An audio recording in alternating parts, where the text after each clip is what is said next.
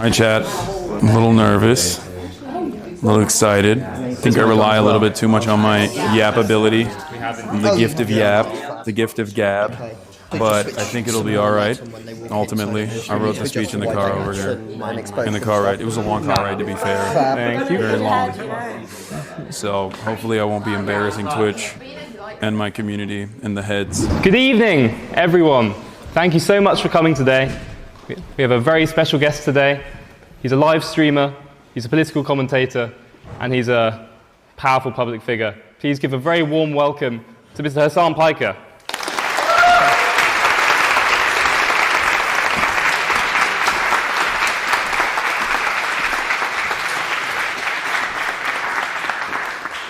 Okay.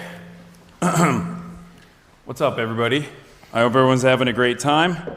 Before I get started, I asked if they'd ever actually hosted a Twitch streamer here before, and apparently I'm the first, and judging by my performance, I'll probably be the last. I don't really know why I'm here, but or what I can contribute to the conversation in terms of the ongoing genocide in Gaza that has unfolded over the past year and a half almost, that many other more credible speakers could speak to convincingly from a point of personal involvement and a position of authority. Having said that, however, I'm going to try to do my best here. This august body has seen some of the best minds inside of its halls, and now it's hosting a Twitch streamer. Ladies and gentlemen, I stand before you following the footsteps of intellectual giants as nothing but a simple man. A simple man who understands right from wrong. And sometimes that's all that matters. In the words of my friend, the late great Michael Jamal Brooks, there's nothing complicated about apartheid. The morality of it is clear. If the roles were reversed and a captive Jewish population of 5 million people were being systematically starved, sieged, and dominated, everyone would understand what's going on. Its ancestral lands being destroyed, everyone would understand what's going on. So in his words, it's not a complex issue. It's super simple. It's the most powerful country in the Middle East. It's backed by the United States, the most powerful country on the planet, and it acts on another population of people with total impunity, and is never held accountable for anything. Well, I guess some things are changing in that regard, and we'll get to that in a little bit. But there is no symmetry in this relationship, period. That's what Michael Jamal Brooks said. So I see no need for obfuscation, no arguments for complexity, no reasoning for preemptive genocide. Israel is an apartheid state, and its inception was a violent one, with the forced displacement of 700,000, which gave birth to a settler colonial entity that continues to dominate the lives of more than 5 million Palestinians under its illegal occupation, totaling 15 million Palestinians around the globe that are permanently displaced. Its demographic concerns, Israel's demographic concerns, are never seen in the same lens that we view nationalist and fascist projects of the past. It also happens to be one of the most impressive nationalist projects the world has ever seen. From the revitalization of Hebrew as a language, to finding a nation state for a revolutionary people who had been historically oppressed, victim to countless pogroms and the Holocaust, Israel could have been a story of success and overcoming great odds. Except its inception was built around a lie. That this was a land without people for a people without land. Albert Einstein called out that lie early on as well. 10 years before the inception of Israel, Einstein described the proposed creation of the state as something which conflicted with the essential nature of Judaism. He warned against the violence of Menachem Begin and many other early Zionist militias.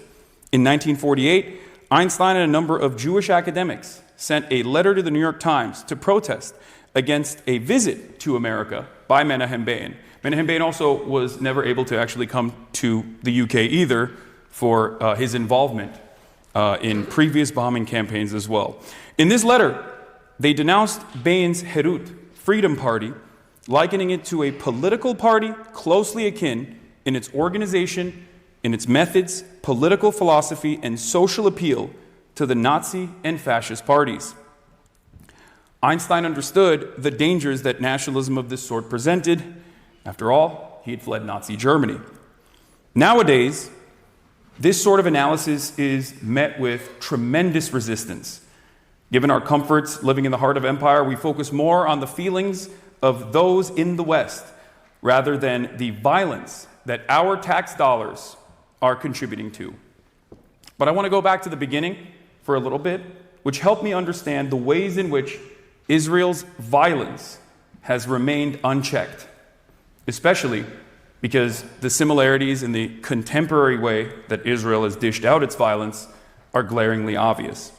I want to talk about the atrocities committed in Deir Yassin, the former Palestinian village a few miles west of Jerusalem. I say former because in April 1948, over 100 of its Arab residents were executed, ruthlessly slaughtered. There were graphic stories that were told of some of the survivors, including but not limited to having a baker and his son lined up against the baker's oven and trying to force the baker to throw his son in the oven.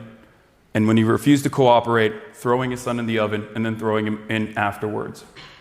The only reason why we know is because there were survivors that were left to tell the story. So they could go and tell the other Arab villages that if the Zionist brigades were coming, that they must evacuate. The massacre was committed by Zionist forces. Radical right-wingers led the attack, but were supported by the Haganah, which later became the IDF. But Deir Yassin was not an isolated massacre. It was a pivotal moment. Deir Yassin helped convince the Arab governments to fight Israel. People fled their towns and villages, fearful that what happens at Deir Yassin might happen in their towns. 700,000 people never allowed to return to their homes. Palestinians call this the Nakba. It's also known as catastrophe. But this wasn't just the fog of war. The Nakba was, in the words of historian Ilan Pape, a master plan for the massive expulsion of Palestinians, also called Plan D or Plan Dalet. Hundreds of thousands were expelled before Israel's so-called War of Independence had ever started. Prime Minister David Ben-Gurion, to use Pape's words, orchestrated the ethnic cleansing of Palestine. These were not merely nationalists or settlers run amok. This was clearly defined state policy. To this very day, Israel denies having forcibly expelled Palestinians, instead claiming that they voluntarily left their homes. This myth can be considered one of the earliest and perhaps most powerful forms of Hasbara. In Hebrew, Hasbara means advocacy or explanation. In the Western world, it just means lying. In 1948, there were Jewish extremists supported by the main military raiding and depopulating Palestinian communities. In 2024, we have the same problem. In 1948, the Israeli government told the world that Palestinians were responsible for their own suffering, lying about the orphans, widows, and the homeless that Israel had created. In 2024, we have the same problem. And in 1948, when people all over the world took notice of Israel's savage treatment of Palestinians, Israel could only respond by lying, using Hasbara to tell a different kind of story about its atrocities. In 2024, we still have the same problem. Now, people always ask me, Hasan, why is Israel so important? And I think this is a rhetorical trick.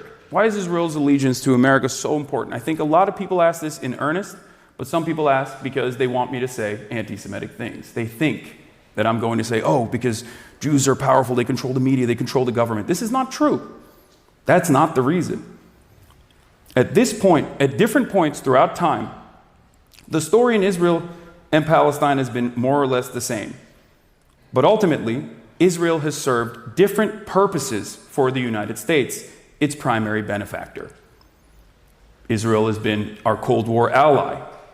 Israel has been a punisher of misbehaving Arab oil states. Israel has been a partner in Western espionage. It is an unsinkable aircraft carrier in a resource-rich region. That's very important to American State Department interests. But for 66 years, the violence has continued with broad support from the West. The Israeli government has been free to occupy Palestinian lands and destroy Palestinian life. Ever since the failure of the Oslo peace process in 2000, the rise of the settler movement, and Benjamin Netanyahu taking control of the Israeli government, America's ironclad support for Israel has remained exactly that. But in the last decade, something has changed. Two things have changed, as a matter of fact.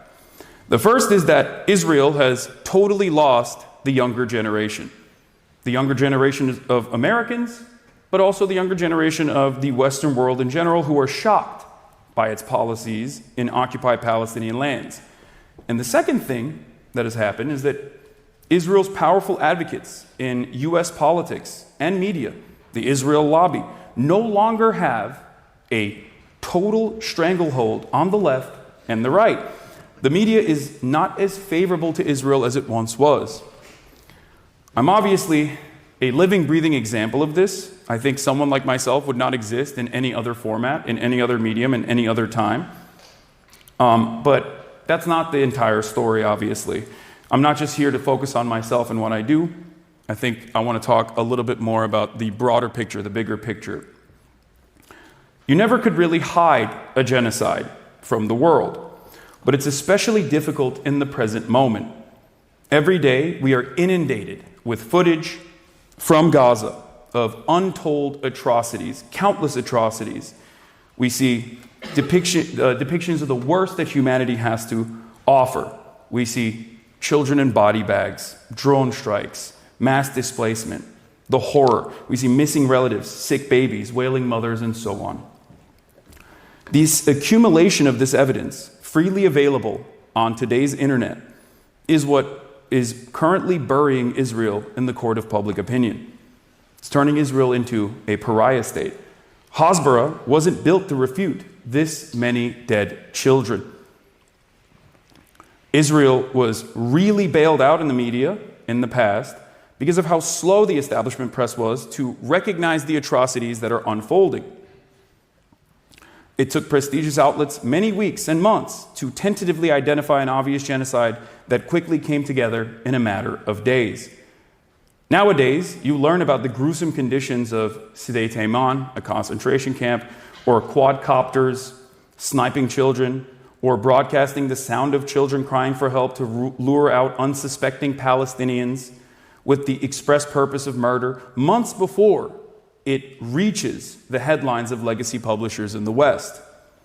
That is, if they're covered at all, like the pro-rape riots, pro-rape January 6th, that took place after the Israeli government tried to prosecute 9 concentration camp guards for, I'm sorry for using this language here, but for raping Palestinian prisoners to death on camera. I say tried because not only did the riots succeed, the main perpetrator became a television personality.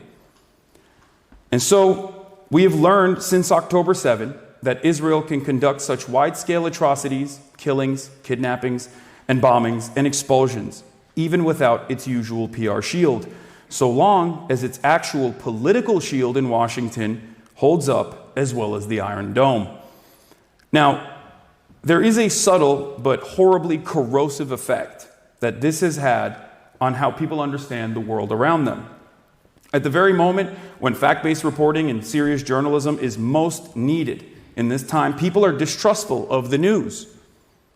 Platforms like Twitter routinely surface the worst of the worst kinds of content, but the most divisive, most hateful content.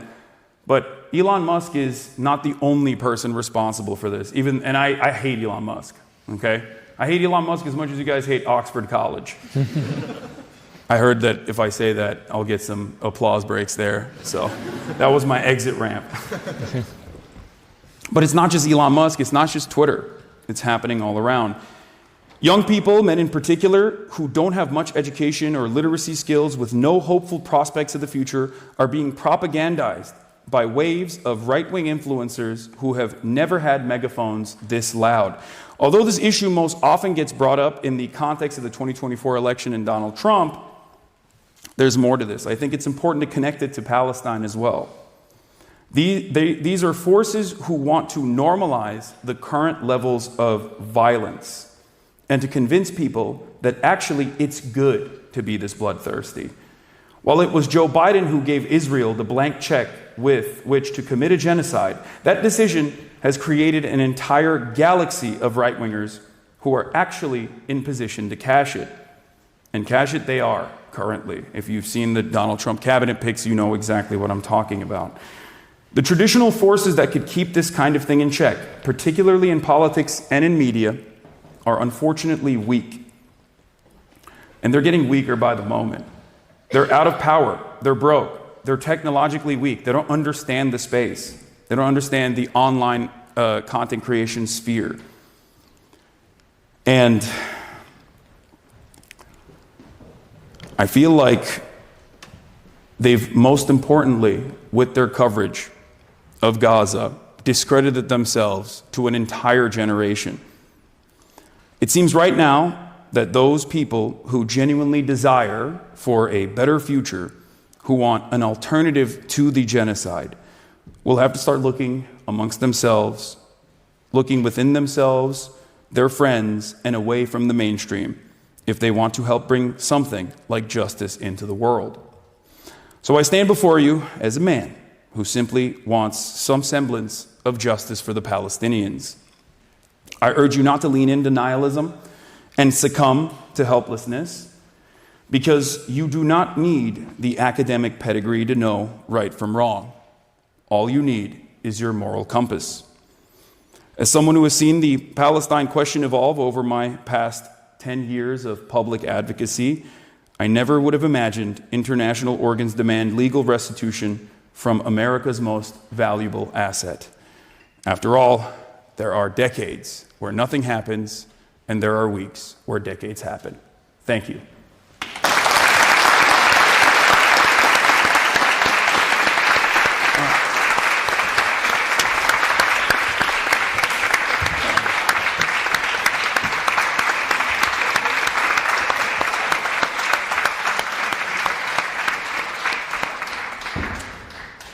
It's a little bit more somber of a tone than I take normally. Yeah, well, thank you so much for that speech. Just to run through how the rest of the evening will work, I'm going to do a moderated interview Q&A, and then after a while we're going to throw it open to questions in the audience, or I'll bring you a mic. Just to reiterate, this event is being live streamed on Twitch, so bear that in mind when you ask a question, if that's something you might not be comfortable with. Where I wanted to start, just picking up from where you ended that speech, of where people should look to if they want to affect change, of looking outside the mainstream. We've seen a lot of student movements here in Cambridge, over in America, of students taking direct action to try and change the policy of the government towards Palestine. How optimistic are you about the potential for change from these kind of movements? I'm more optimistic than I've ever been, because as I kind of alluded to in the end of that speech, anyone that has been aware of the situation in Palestine for longer than, 5 years will be the first to tell you that the attitude from the Western world is dramatically different. This doesn't mean that the governments have changed their attitude or shifted their policies, although some have, and it's unique, especially, and I stress the importance of the Western world specifically, because I think the Global South has known what a settler colonial apparatus looks like with their own personal experience with such things. But the allegiances that America needs to maintain in Europe, and even its own population, and the outlook that people have organically has shifted dramatically in the position of maybe not full-blown emancipation for Palestinians, but at least like some recognition for the atrocities. And I think that is truly unique. And it's a sign of hope despite all of the horrifying things that we see on a daily basis. So what does a path look like for you towards genuine change in the Israel-Palestine situation? I think we have also completely nullified mechanisms of pressure. In the past, we at least had labor unions that even engaged in militancy at times, and we've completely neutered them in the Western world, especially in America. Our labor union participation rate is around 10%. It's actually lower than Chile, which is a country that we specifically wrote the Constitution of to institute a neoliberal project there, and they still have a higher labor union participation rate than we do. And I think that is one of the major issues. So I hope that people can focus on unionization and engaging in community activism a little bit more in this process. And I think that under the Trump administration, people will be forced to do that regardless. Participate more in politics by not directly participating in the democratic process, but organizations outside of just simply voting for the Democratic Party, for example. Political actions like that are necessary. Yeah. And that's the only way that I think this pressure valve will release. Do you think that Western governments' reluctance to endorse rulings such as the ICC against Benjamin Netanyahu, do you see that as something fundamentally damaging, or are you already less optimistic about how much change those kinds of international institutions can have? I mean, I think it's unique when you see the very fact that the ICC prosecutions are even taking place. It's obvious that this is a new step. These organs of international justice, the Geneva Conventions, or I guess in American terms, the Geneva Suggestions, the United Nations, like all of these international organs that are supposed to uphold humanitarian laws and principles are historically only used against the enemies of the West. And some American politicians are very open about that. I believe it was Lindsey Graham that might have had a conversation with Karim Khan in private. Karim Khan is the current ICC prosecutor that actually facilitated the arrest warrants for Benjamin Netanyahu and Yoav Gallant. And in that private correspondence, I believe he told him that the ICC is not there for our allies. They're there for African warlords and thugs like Putin. And technically, throughout its inception, throughout the way that these international organs of justice have worked, that is true. That is what they've usually had in the crosshairs. So I think things are changing, and while this kind of broad sweeping change is not going to happen overnight, I do feel optimistic. And ultimately, there is, especially if there's continuous pressure from the public against the governments, that inevitably they are going to have to succumb to that pressure, or they're going to have to become more militant and maybe even more fascist in an effort to quell the naysayers, the people that are protesting against the government. We've seen a little bit of that in America in the way that our campus protests were packed up. There were prosecutions that took place, which is very unique in a country where we are supposed to be the bastion of free speech. But I think all of that resistance only causes people to grow more and more angry. And there's only so much a government can do when there's enough people that say this is inappropriate. It's done. Yeah, you've received backlash at various points for what people perceive as excessive sympathy towards groups like the Houthis or Hezbollah, who share your opposition to Israel, but may have what many would think of as quite regressive views in other areas. Is that something you think about, worry about? No, not necessarily. In terms of their domestic affairs, a lot of these like militant movements, these non-state actors, I am not aligned with at all. Having said that, however, that is not the reason for why they are persecuted or killed in many instances. Like Hassan Nasrallah, he's homophobic, right? Yeah, I know that. But they didn't kill him because he was homophobic. They killed him because he was a part of the axis of resistance. So I don't place a lot of emphasis on the internal dynamics and internal policies of these resistance groups, just as I don't care that America was homophobic, segregationist, and misogynistic when they aligned against the Nazi rise of power. I still rooted for Easy Company. And every time I watch Band of Brothers, I still stand up and salute, you know, because they did what had to be done in that regard. And I can't even change the political discourse in my own theoretical democracy. So I feel like the hypothetical conversation that we're having about the civil governance of these militant groups is simply to just say, well, they're bad too. They're bad too. They deserve punishment. When in fact, the real reason I think people are critical of them is because of their opposition to Israel. I mean, I'll take it one step further. The Gulf allies that America have done a metric ton worse things than even Hezbollah has in terms of its own personal civil governance, but that's never a point of contention with our allegiance with Saudi Arabia, for example.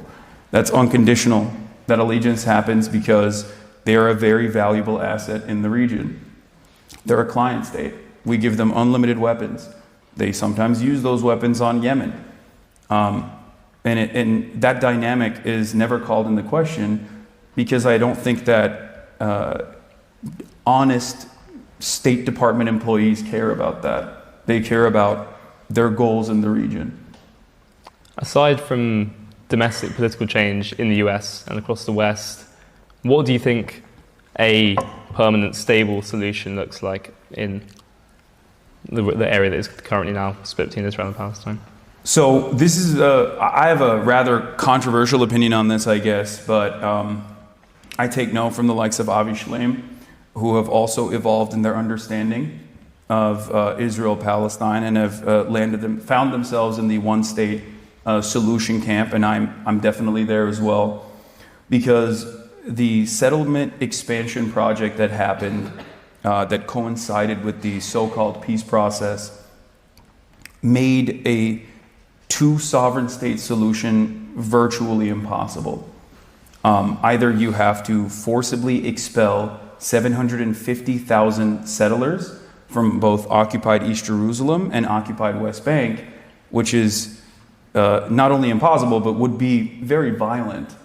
Or you recognize that the current order of business is that Israel is the singular sovereign state, but it's an apartheid state. And that's the way I approach it.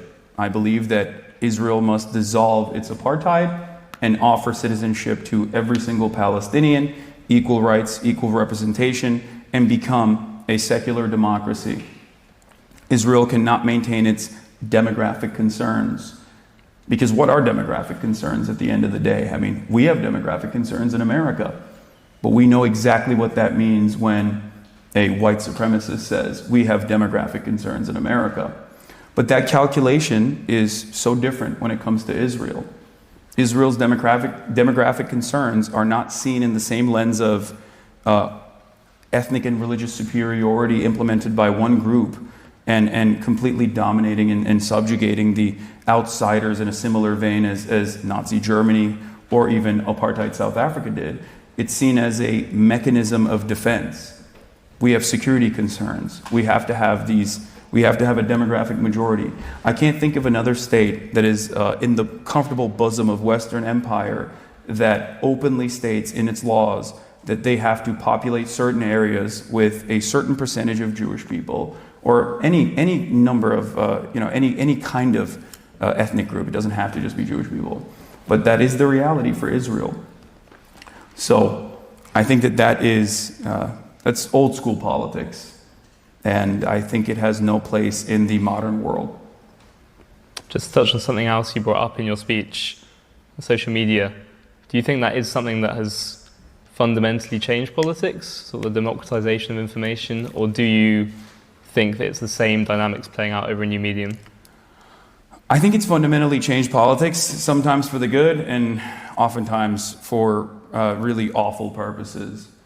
I obviously benefit greatly from it. Someone like myself would never be considered a media figure, especially with how isolated mainstream publications are.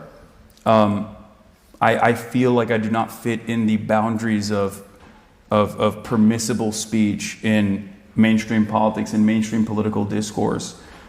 There's a lot more space on the right for that sort of thing, but there's rarely ever any space for the left in this conversation. So yeah, I greatly benefit from the democratization of media. I also understand that for the first time ever, we get to see conflict in real life as it's happening, as it's unfolding. We get to automatically see the victims of American empire or the victims of Israeli actions as real human beings. In the past, I think, and in the early stages, in the immediate aftermath of October 7, CNN and numerous other publications basically kept running the same route. They immediately had a IDF officer that is tasked with basically propagandizing and contextualizing whichever new fresh hell Israel had unfolded upon the Palestinian population. They would go on CNN and immediately talk about how these are terror babies. They had to be killed. This hospital is a terror headquarters. We had to bomb it. And because of TikTok and because of other various social media platforms, people were able to see that that was not the case. People were able to see that, no, you're killing, regular civilians. Like, I know because, I watch them on TikTok. And I think that has definitely played a role in people no longer being as confident in legacy publishers. But there's also the downsides of the democratization of media, whereas people with whichever mindset can go on and do something that we like to call grifting, where you saw a lot of this during COVID, where people were just straight up saying, mainstream narratives on COVID are all false, COVID is fake, it's not real, the vaccines make you gay and autistic, don't take the vaccine. And there was plenty of space for that. Like, some people were actually selling their own personal products and trying to monetize on this. But other people were simply doing it because there was a lot of interest in this. There was a market for fake information. And I don't know how to deal with that. I guess spirited debate is one method, but when the faucet is so when the faucet is open and it's uncontrollable, when there's so much disinformation, I truly don't know how you deal with that. How do you see your role within that new space? Is it more of an activist, more of a journalist, an entertainer, or some kind of mixture of the three?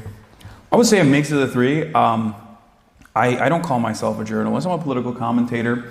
But first and foremost, my goal is to be educational, but also be approachable and appealing and entertaining.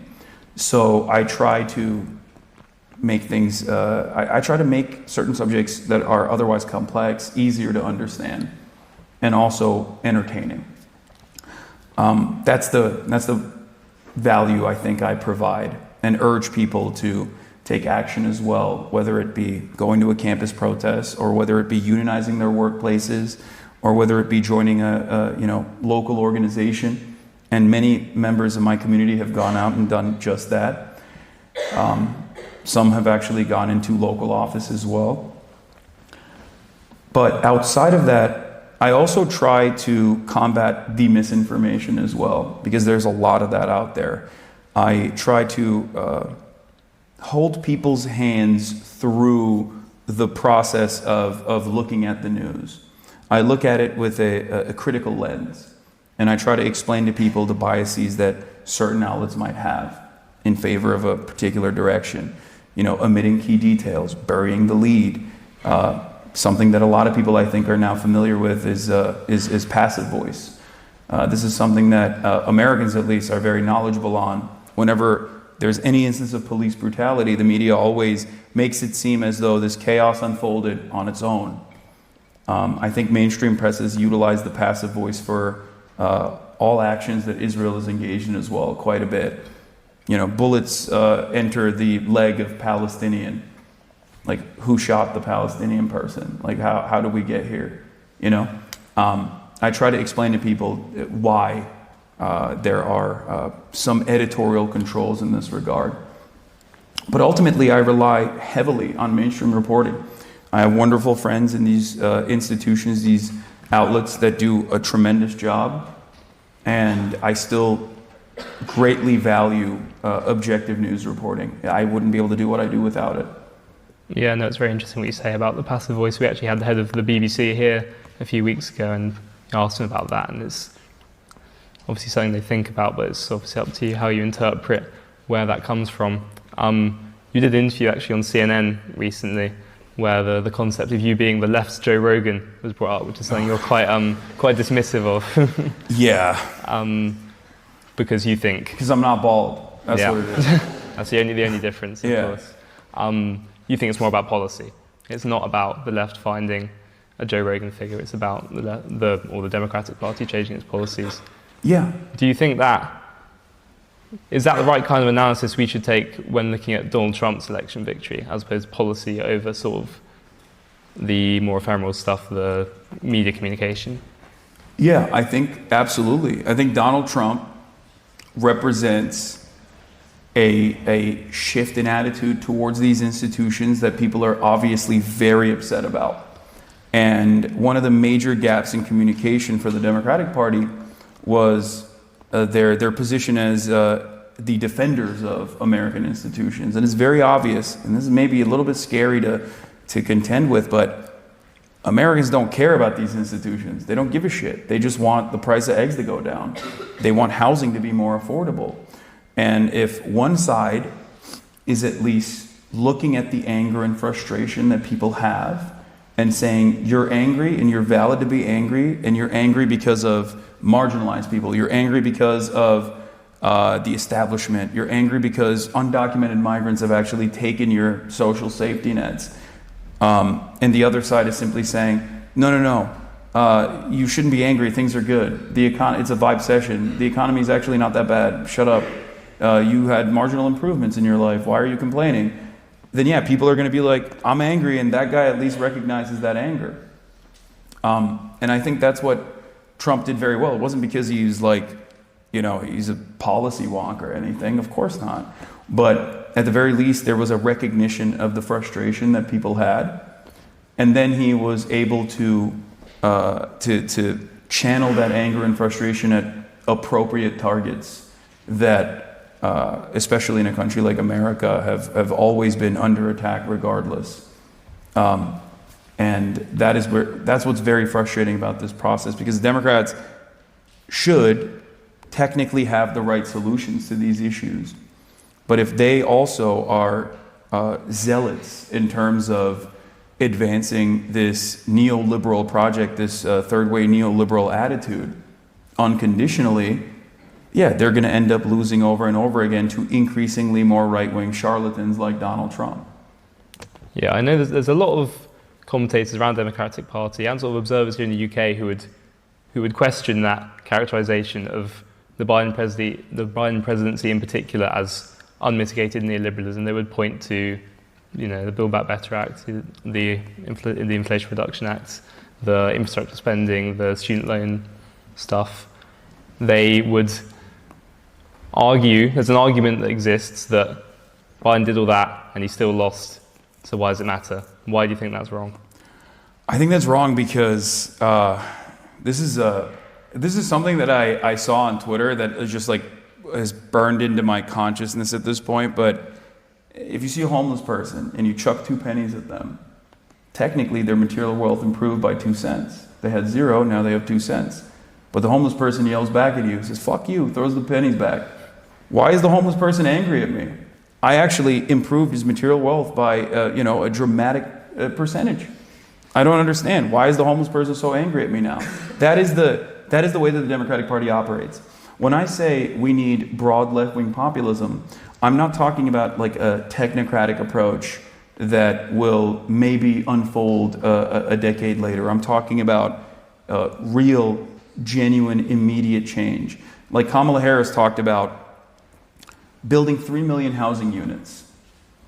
Now, there's a way to do that I think is good, and there's a way to communicate that I think is good, and then there's the way that Kamala Harris communicated it. She said, this is the opportunity economy. She said, we're going to build 3 million housing units with a public-private partnership. This kind of language is just simply undesirable for people outside of the halls of academia, or people who are really invested in YIMBY urbanist Twitter. That's just the unfortunate reality of it. I think she should have come out and been like, we're going to build houses, we're going to do a federal jobs program, we're going to get everybody to work, and we're going to build public housing. We need to claw back the housing market from the hands of everyone that considers homes to be a speculative asset. This is not Wall Street. Every American needs a home. Every American needs shelter. And we're going to give that to you. That is left-wing populism. The technocratic approach that the Democratic Party follows is not left-wing populism. It's just, again, private-public partnership, tax cuts, deregulation. She even talked about deregulating housing. Now that might mean zoning deregulation, or that might mean deregulation that makes houses even shittier than they are in America. And they are pretty shitty. So that's what I mean. If you're going to lie, if you're a politician, and you're not going to implement any of your actual policies, then why not lie about broad, sweeping legislative changes? Why simply lie about the most boring, technocratic, nerdy ways in which you will not actually implement any sort of reasonable changes that will immediately improve people's lives? So while Biden did a lot with the NLRB, for example, and this is something that I've actually talked about quite a bit, there was an issue with communicating that, in my opinion. They failed on that front.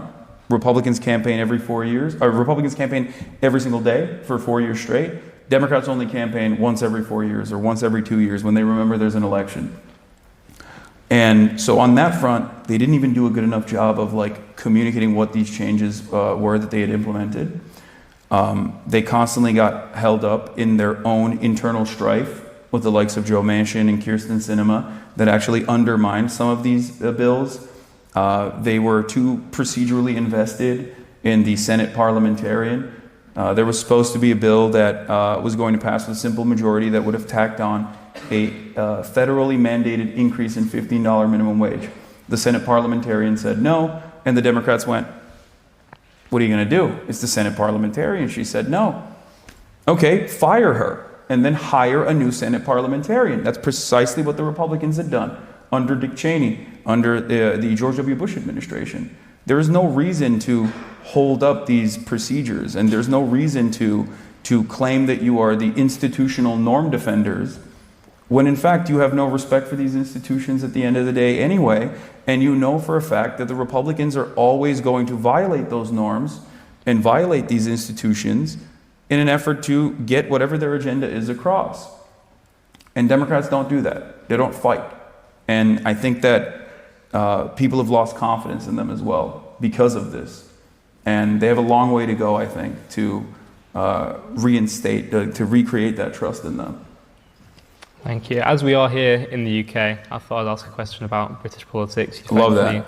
You haven't done the voice so far during the main talk, which I think is we're all grateful for, but there's still time. I'm trying. I'm holding on. What do you think are the main conclusions that should be drawn from the general election this July and the subsequent first few months of the Starmer government? Oof.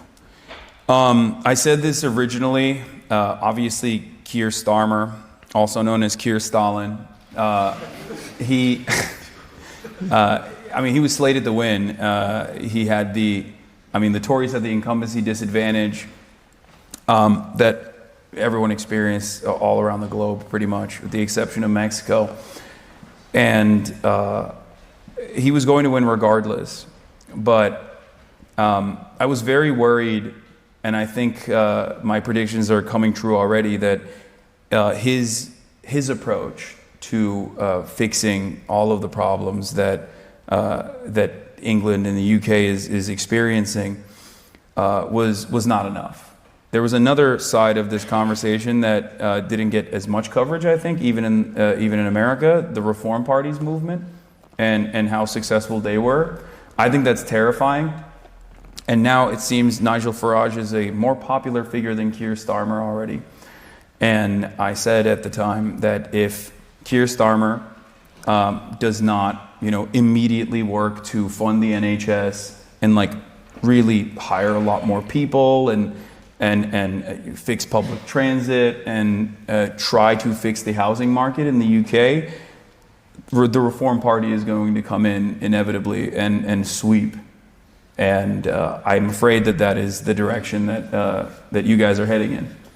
Not dissimilar to what we're experiencing in America. Okay, my final question before we throw it open to the audience, a simple one. Do you think the world will be a brighter or a darker place in 10 years' time? Oof. I want to hope that it's a brighter place, but all trends point to the exact opposite of that, it seems. I feel like we're experiencing a lot of chaos all around the globe. Russia has invaded Ukraine.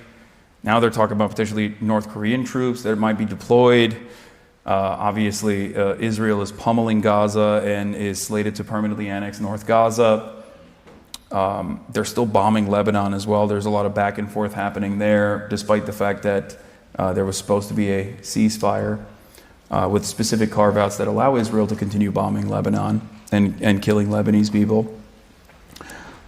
You have, I guess, the incel president of South Korea that decided to do the shittiest martial law coup of all time, who backed away because quorum was established. That was really funny. But there's a lot of chaos and a lot of instability. And I think more importantly than all of that, there is, especially in the Western world, these liberal democracies that have gone unchecked with no even ostensibly socialist or communist counterpower, any other pole that maybe moves people in the opposite direction, have had unlimited neoliberalism for the past 3 decades. And I think we're seeing the impact of that now and what that has done to the economies individually, and that's done to the public as a whole.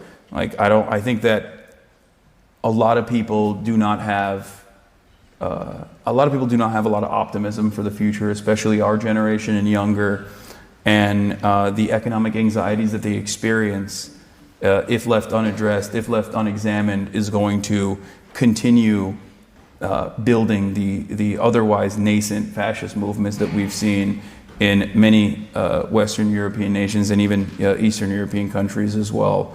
You have the AfD in Germany, you have the Reform movement here, you have Marine Le Pen's party in France, Meloni is already in power in Italy, and it's happening globally. You have Donald Trump in America. These guys are all ideologically aligned on the boundaries of nationalism. And I'm very fearful about the prospect of the future, especially when there's no mechanism of pushback. And in all of that instability, I think, at least historically speaking, fascism has always been a means to reinstate control, to institute some stability and control. And that's a terrifying prospect for the future. Not to be too much of a downer, sorry. Thank you. Okay, so now it's time for some questions from the audience. If you just stick your hand up and then wait till we get a mic over to you, then you can ask your question. We'll go just here. Yep, let's stand up. Hi, I'm Sadiq. I go to Down College. I've been a fan for a number of years. I just wanted to ask, what's your view on the Global South's prospects going forwards? Because obviously we hear news about their consolidation of the West. What should we be optimistic about when looking at the Global South? I think, all things considered, the prospects of the Global South is definitely trending in a more positive direction than the rest of the world. And I think that has somewhat to do with Chinese initiatives as well. They're offering more favorable loans. They're engaging in development because they're interested in creating a secondary market, because everyone understands that like the next stage of the Cold War is most likely going to be the United States of America against China. And if the tariff faucet opens up, all of a sudden you need other developed markets to be able to sell products to. So in that process, I think a lot of people are, I guess, hedging their bets. They're leveraging against American dominance. And this has been somewhat prosperous for the global South, but I don't necessarily know where it goes in the next 10 to 20 years. But it's not that bad, all things considered. Should we go on the front row here? Hi. First of all, I'd like to thank you for your moral force of your arguments, and I think most of us can agree that the people who perpetrated these crimes in Gaza should face the full force of justice. But I do struggle to see in your arguments actual moral consistency or constancy. How you just talked about the Houthis, for example, I'm sure it's disturbing, not only for me as a gay man, but for other gay men, when you dismiss things like the murder of tens of people at the hands of the Houthis as a mere internal issue. It strikes me that that doesn't seem very morally consistent. And likewise, I think some of your remarks on Gaza have been troubling for many women. As you know, in the October 7th massacre, the Hamas forces who entered not only murdered hundreds of teenagers our age, but also, according to the United Nations, committed a pattern of sexual violence, targeting many of the most vulnerable women, including people who were taken hostage. It strikes me to win this argument and to actually provide justice to the causes you seek about, you need to be morally consistent. And you need to understand that there's a universality in our values, where we must think about women and think about gay people, no matter where they are. And I'm wondering, have you always been the most helpful advocate for your causes? Great question. So, in terms of the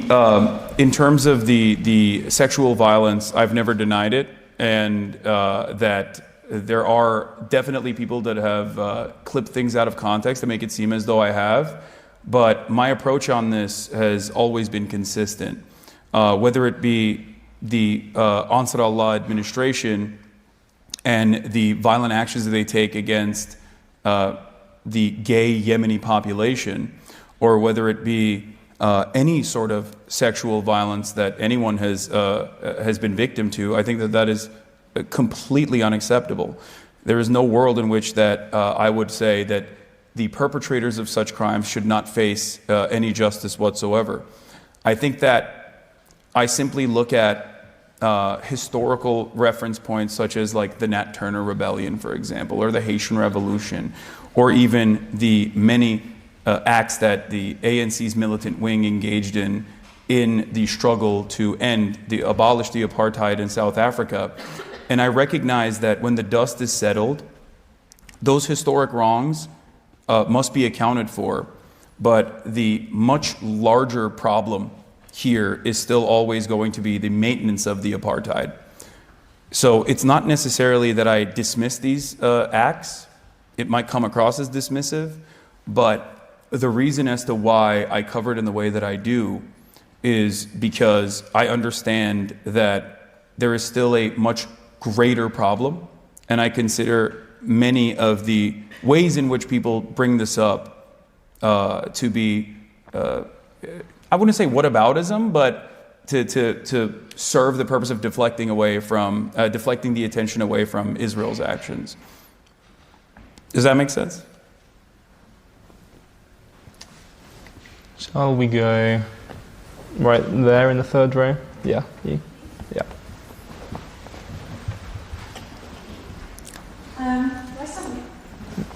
It's up to you. Hi, I was struggling whether or not to ask this question, but potentially following on from what was just asked. I do appreciate the work that you do for the left. I don't want to diminish the extent to which you advocate for people's general rights, especially women. However, I think maybe the person has political hit. So you have been embroiled in controversy on account of your use of sex workers in your personal life, which you do openly speak on. Yeah. I support making the safety and autonomy of sex workers a priority. I don't oppose the criminalisation of women who take part in this kind of labour. But I equally think that if we are to accept the premises that all work is ultimately coercive and that sex work is work, which I think we both do agree on that, then what is the word that we use in society for coerced sex, right? Secondly, do you accept that, hedging your bets, that sex workers you see are wholly consenting is perhaps naive, especially insofar as like a plumber fixing your bathroom who's in a tricky situation is incomparable in terms of the degree of suffering undertaken, like in terms of a woman engaging in sex work, for example, due to her limited options. No, absolutely. You're absolutely correct in terms of the extra coercion that might take place, and in many instances, it is a very real problem. But I think that my approach to this has always been, first of all, I've dated sex workers as well. I'm very public and very open about my advocacy for sex work. In terms of the moral dynamic of it, yes, I understand that there is a difference there as long as people are voluntarily, as adults, consenting to the act. And the only way, I think, to ensure that that is the case is to not only destigmatize sex work in general, but also make sure that there are proper mechanisms in place to ensure that this is a safe process, that people are not engaging in this act involuntarily. So I understand your concerns. This is something that I've talked about with many sex workers, both on my stream and outside of that, and they seem to think that the best possible pathway forward is through decriminalization and destigmatization, and that the ways in which we currently analyze sex work is only unhelpful because it makes it virtually impossible to seek out help and to ensure that these criminal elements that are truly atrocious are prosecuted with and dealt with. Should we go right in the back corner over there?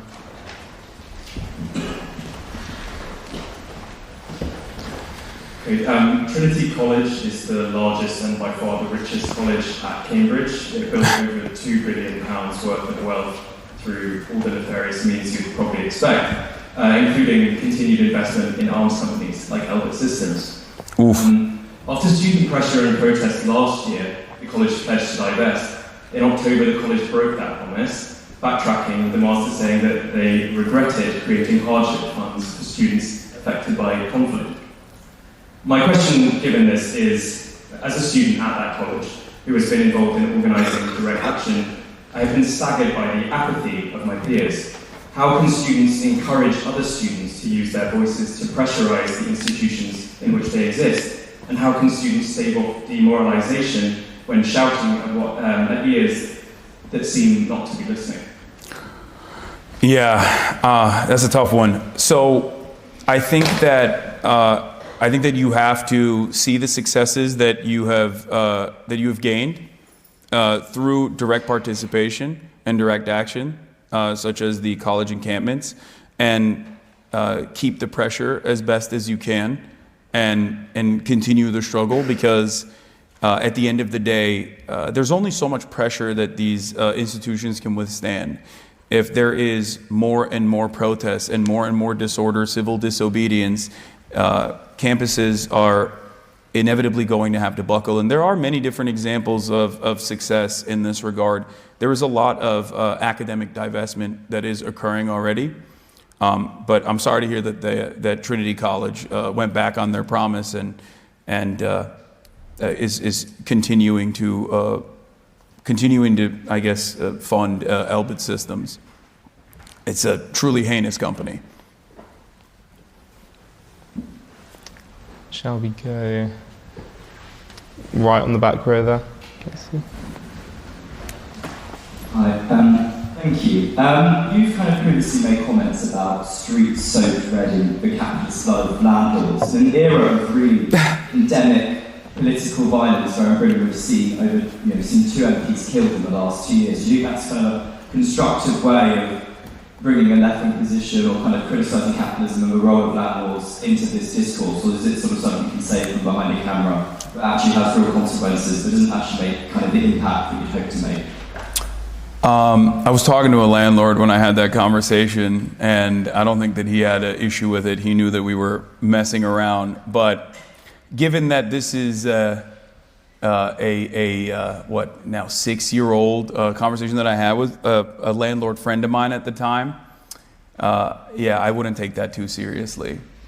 But thank you. No, I am not an advocate for killing landlords. Shall we go right there? Yeah. Thank you so much for your speech. It seems over the past 5 years, the left has spent a lot of time building up defenses against hate speech, which in the past year and a half, have been really turned against us on college campuses. In England, the child of Holocaust survivors was arrested for terrorist speech. Why does it seem that only the right fights for free speech? Why does the left not fight for free speech? And should the left fight for free speech? So that's an interesting question because I think that historically the left has fought for free speech, and this still has limitations. I guess if you're talking about free speech in the American understanding, because that's the most expansive, we have never really abided by the principles of free speech to begin with. It seemingly only encompasses protecting hate speech and rarely ever speech that is truly disruptive to the pre-existing hierarchies. And what I mean by that is, and this has happened in the UK as well historically, where fascists, when they protest in the streets, they get police protection. But when and there's any sort of socialist uprising or leftist uprising, they're usually the ones who have to face police brutality and police violence, at least historically. America, like I said, has the most expansive free speech protections, and yet in 32, if I'm not mistaken, it might be 36 now, states in the United States of America, you actually have to sign a pledge if you want to become a school teacher in the state of Texas, for example. You have to sign a pledge that says you will never engage in BDS, boycott, divestment, and sanctions on the state of Israel, which is, once again, a formerly successful initiative against apartheid South Africa. That's where BDS comes from originally. And yet we have these very obvious restrictions on free speech when it comes to Israel. I think that ultimately the notion that there is free speech absolutism is somewhat silly. It's never really existed. And I think that there are well-established boundaries that many people agree to across the board. Like, there are certain kinds of freedom of expression that obviously should be considered criminal. Child pornography, for example, like that's not protected under free speech. And some places are more expansive, others are not. But ultimately, I think it doesn't really matter. There's no real champions of free speech absolutism. That doesn't exist. I guess maybe like with the exception of Noam Chomsky, I've rarely ever heard anyone make a convincing free speech absolutist argument that is genuine. It's just not something that the right believes in. That's why they have been able to portray themselves as champions of free speech in an effort to get away with hate speech without any consequence whatsoever, because free speech doesn't mean that there should be any sort of freedom from consequences. And yet they have positioned themselves as champions of free speech while simultaneously, in the United States of America at least, right-wing groups are responsible for book bannings, books being pulled out of libraries all across the country. They very successfully launched an initiative against what they consider to be CRT, critical race theory, woke DEI policies and the like, and they have truly undermined free speech and free expression, and also just like a normal education about American history. And they've been doing this very successfully while simultaneously pointing the finger of blame at the left. So I think ultimately we just have to be reasonable about it and understand that there are very real limitations to such things. And when people cynically try to regulate free speech with honest parties that are involved in spirited debate, then you can shout them down a little bit. You can tell them, no, that's not the case. I think one very clear example of this is the conversation surrounding Israel-Palestine. In America, we censured Rashida Tlaib. She's a Palestinian congressperson. We censured her in our Congress because she said, "From the river to the sea, Palestine will be free." This is an emancipatory slogan that I think people cynically claimed was anti-Semitic and censured her. No such censures exists for the likes of Tom Cotton, who very famously wrote a New York Times article demanding that Black Lives Matter protests be violently squashed by the military. Tom Cotton, who has demanded that pro-Palestinian protesters and environmental activists be killed for protesting and blocking roads. There is a Louisiana Senator Kennedy, who in a congressional hearing about anti-Semitism, hate speech, and Islamophobia, turned to an Arab speaker and said, that she was in support of Hamas, Hezbollah, and that she should put her head in a bag in shame. No censures existed there. So no one is really principled on this, and I think it's important to point out those inconsistencies and just say, look, in order for there to be a productive conversation, there's going to be some boundaries. And if there are no boundaries, then you're not going to be able to have a productive conversation. So that's what I think at the end of the day. I don't know. It's not a very great example. It's not a very great way to end that point, but it's not something that I have any sort of like well-defined perspective on. It's a case-by-case basis. I'll know it when I see it. Let's go just there. Yeah, in the green. Hi. Considering the success of right-wing initiatives across the West, how do you think these will impact the way in which left-wing speakers conduct themselves? And do you think we will see left-wing politicians engage in maybe more centrist policies, or perhaps engage in the type of rhetoric we see from the worst of their right-wing counterparts? I hope that they don't do that, but all signs point to that right now. I mean, Seth Moulton came out and immediately after the election defeat was like, oh, we lost because the Democratic Party was too pro-trans. That was never even a conversation. There was no trans speaker at the DNC. The Democrats didn't even aesthetically point to any marginalized communities and said, we're going to defend you guys. They didn't even do that. They went super right-wing.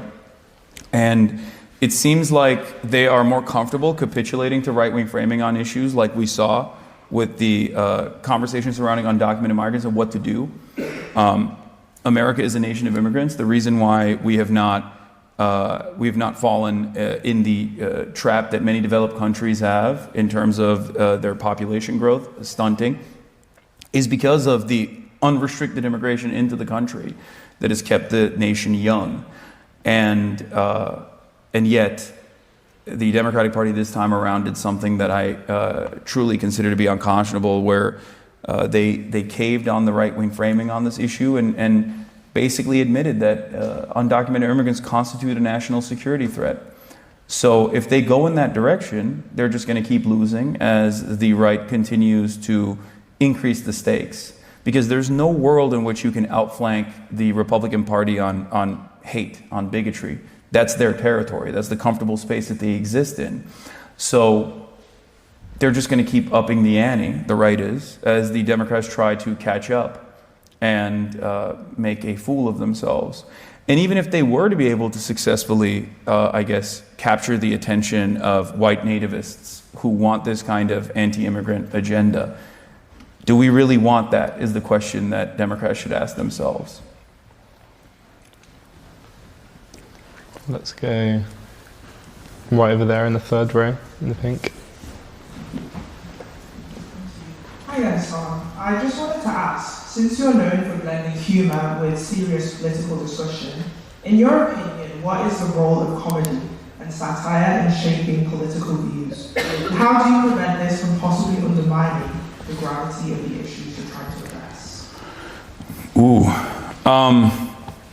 I feel like there's a time and space for it, right? I'll crack a couple jokes here and there, but obviously if I'm going to be talking about some like very serious things that are happening, you know, I try to limit the ways in which I quip. But I think comedy is a very important tool in helping people understand the world.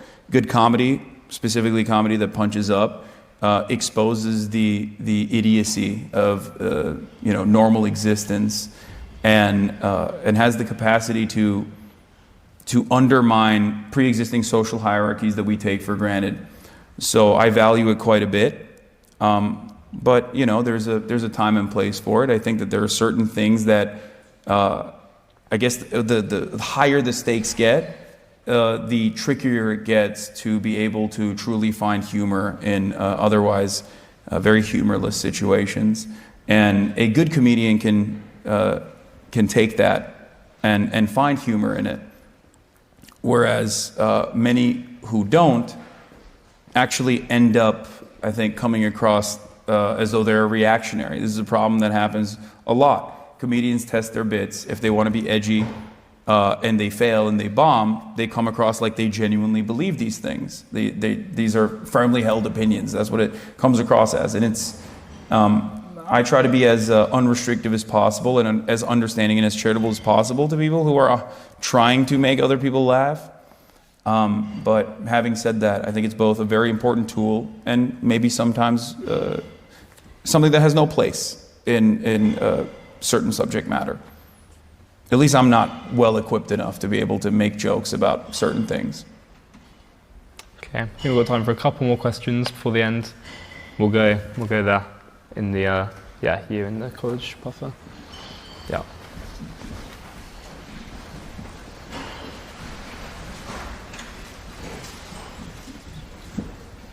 Hello. I'd like to ask you about your inconsistencies when it comes to Russia and Ukraine compared to your takes on Israel-Palestine.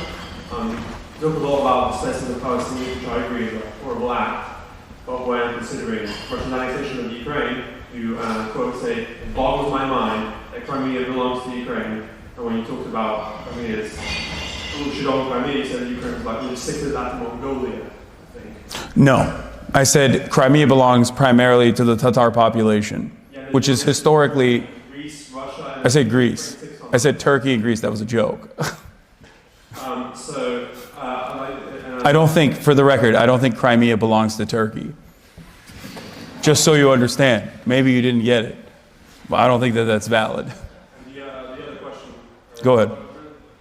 In addition to this, but when asked for your opinion on the ceasefire, you mentioned Boris Johnson as the reason for why it failed, even though Boris Johnson's arrival that was on the 9th of April, and then Lavrov mentioned his arrival to Kyiv was on the 9th of April, and Lavrov himself said on the 7th of April, way before that happened, the Ukrainian demands are unacceptable, a ceasefire and a peace deal will not happen. So the question is, why do you flirt so much with Russian narratives when it comes to Russia and Ukraine? So in terms of Russia's annexation of Ukrainian territory, I think it's wholly unjustifiable and inhumane and very cruel. I've made that very clear time and time again.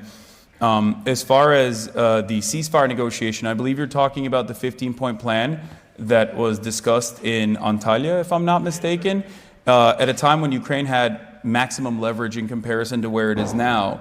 And there is no inconsistency in that narrative, especially because I was a champion of a ceasefire for Ukraine very early on, just as I am a champion for ceasefire in Israel-Palestine as well. Because first and foremost, I think what we have to do is stop the bleeding. And I thought that the Ukrainian leverage at the time was much better, and I actually celebrated Zelensky for engaging in this conversation in a very meaningful way, where even trickier demands that he could have made that would have been tricky for the Ukrainian population to accept, he was conciliatory on, where he wanted to push the Crimea question back to a referendum 15 years in the future. And I think that that was a very solid way to potentially try and stop the Russian onslaught. Now, make no mistake, I don't believe that Russia was going to be committed to the ceasefire negotiation either. That much I made clear as well. But the point I always stressed was ultimately every conflict ends with treaties. And that the quicker you can arrive at that position when you have the most amount of leverage, the better it will be to save the lives of countless people in Ukraine. And I believe, unfortunately, that is what has happened. In terms of Russian posturing on the ceasefire process, you mentioned Lavrov. Yeah, they have the same political pressures, maybe not to the same degree as Zelensky does, but they have the same political pressures. They have to posture. They have to make themselves look strong. I think ultimately what matters is what you leave on the table and what you come to terms with. And one thing that I stressed over and over again for people who kept saying, this is appeasement, at the time, this was years ago at this point, was that if the ceasefire process falls apart and if Russia continues to bomb Ukraine, then you're still back to square one. So nothing technically changes with the exception of a period of stability.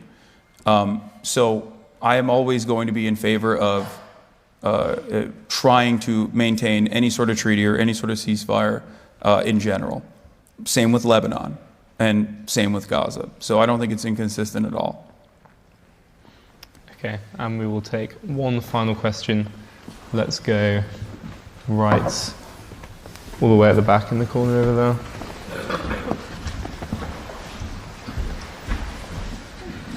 Thank you. You claim to be anti-establishment and say we need left-wing populism. So why have you not only criticised but colluded with the establishment on several occasions to denigrate existing left-wing populist movements like Galloway and the Workers' Party and Jackson Hinkle, HasanAbi and the American Communist Party, which is new? Did you say I've denigrated George Galloway? Is that what you said? Yeah. I don't think I did, but Well, you denigrated I don't think I've done that. But as far as the American Communist Party, more power to them. If they're able to successfully mobilize, then that's great. Do I trust Jackson Hinkle, former HasanAbi head, to not be a federal agent and be genuinely invested in the uplifting of the working class all around the globe? Time will tell. I think if someone is going to occupied Ukrainian territory and then posturing alongside the Russian forces and then freely traveling back to the United States, I'm gonna look at that guy and go, maybe you're a Fed. Okay, that's not. I'm just saying, that's my red line. Usually, there's a lot of infiltrators. There's a lot of infiltrators that historically have tried to undermine any kind of leftist mobilization, and I think that's a pretty valid red line for me, at least. Like it goes beyond reasonable disagreement when you're, when you are positioning yourself as someone who is going to be against America at every step of the way. Many people that have come before you in this great deliberative body have criticized me for even misunderstanding my positions and saying that I am a unconditional anti-American commentator. But I think I'm a little bit more reasonable than that. For me, if you go to occupied Ukrainian territory to do propaganda for the Russian government, which is not a socialist government at all, and it's a autocrat-backed plutocracy that is engaging in completely unjustifiable actions and engaging in slaughter of people. I think that's, and then you were freely able to travel back to the United States. I'm gonna be like, oh, this might be a Fed. Okay, we're gonna have one more. We're gonna squeeze one more extra in after that one. Let's go right here. Yeah. So, well.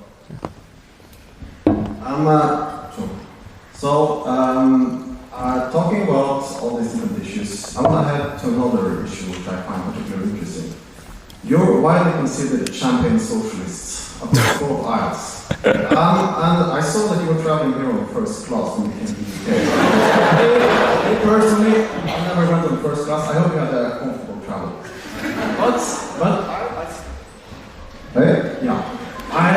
I still think it's an issue worth pointing because when it comes to especially the consumption of luxury goods, sports cars, million-dollar property, which you've been known to engage in, how can you justify yourself as a moral character on the left when you are benefiting more than many capitalists are from what you're doing as being a Twitch streamer, exploiting other streamers through your reaction content, which you are, which is a widely established fact.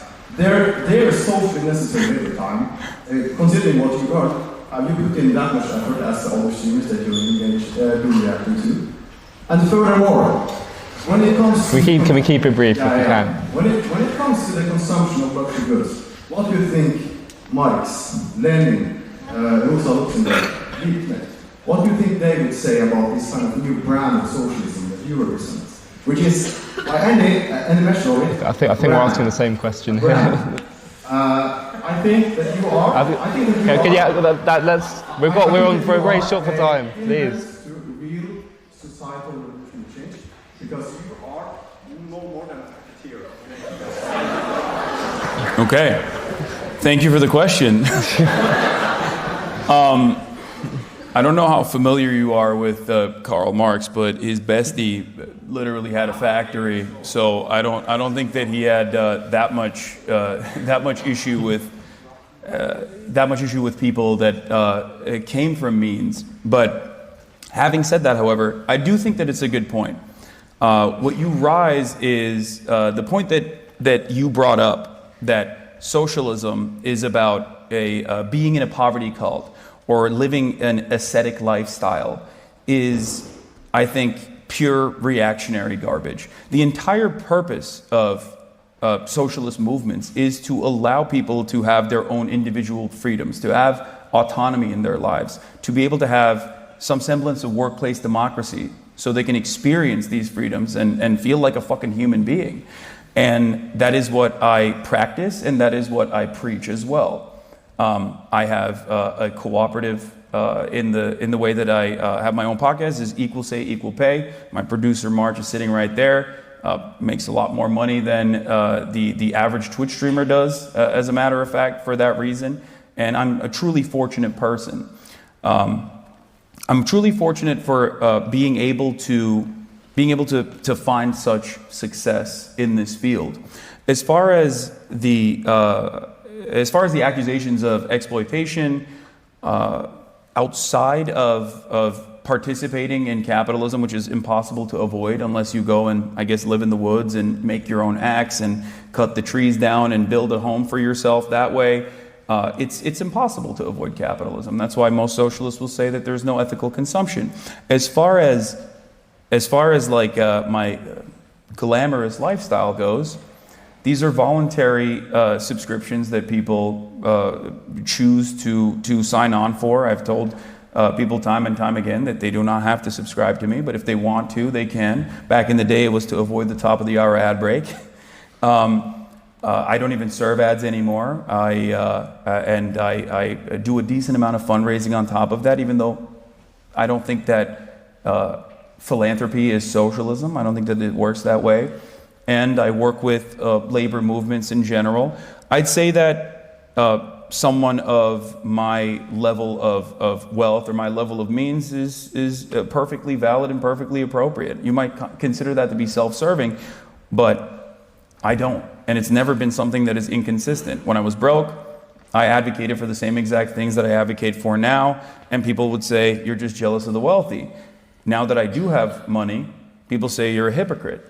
And I don't know what the expectation is from for someone like myself to just like cast aside. Once I got a little bit of money, this socialism shit is over. You want me to become like a right-wing Ben Shapiro type of person? Like, you want me to cast aside my values and my principles? No, I'm not going to do that. So I'm very fortunate, and I try to use all of that fortune for good and to continue uplifting voices that are unheard and to continue to advocate for people to get that same level of emancipation and autonomy in their workplaces and across the board. It's no different than my advocacy for against police brutality. I'm not black, but I speak on black issues. I'm not trans, but I speak against transphobia. I am not any longer broke, but it doesn't change that dynamic for me even a little bit. I think that I'm still going to continue doing that, regardless of the home that I purchased for myself. It's not my fault that the California housing market is dog shit. I purchased a house for myself that my family can live in. That's a pretty valid thing. That's a pretty normal thing. I think that's something that everyone should be able to do, should be able to get. Now, if I were to say, well, I own a home now, so I think the housing market is good. We shouldn't do any public housing. We shouldn't claw back housing prices. Then yeah, that would be inconsistent. That would be hypocritical. I guess it would be more consistent in the way that you interpret who I am and what I should be, what values I should be presenting. But I think that would be true hypocrisy. And as far as the luxury car goes, I leased a dentist car, an EV, just so everybody knows. It's, I'm going back to a Toyota, don't worry. So I can get my socialist bona fides. Okay. But yeah. Thank you. That is sadly all we've got time for. I'm going to say a couple of other things in seconds, but first of all, let's all say a warm thank you to Hasan.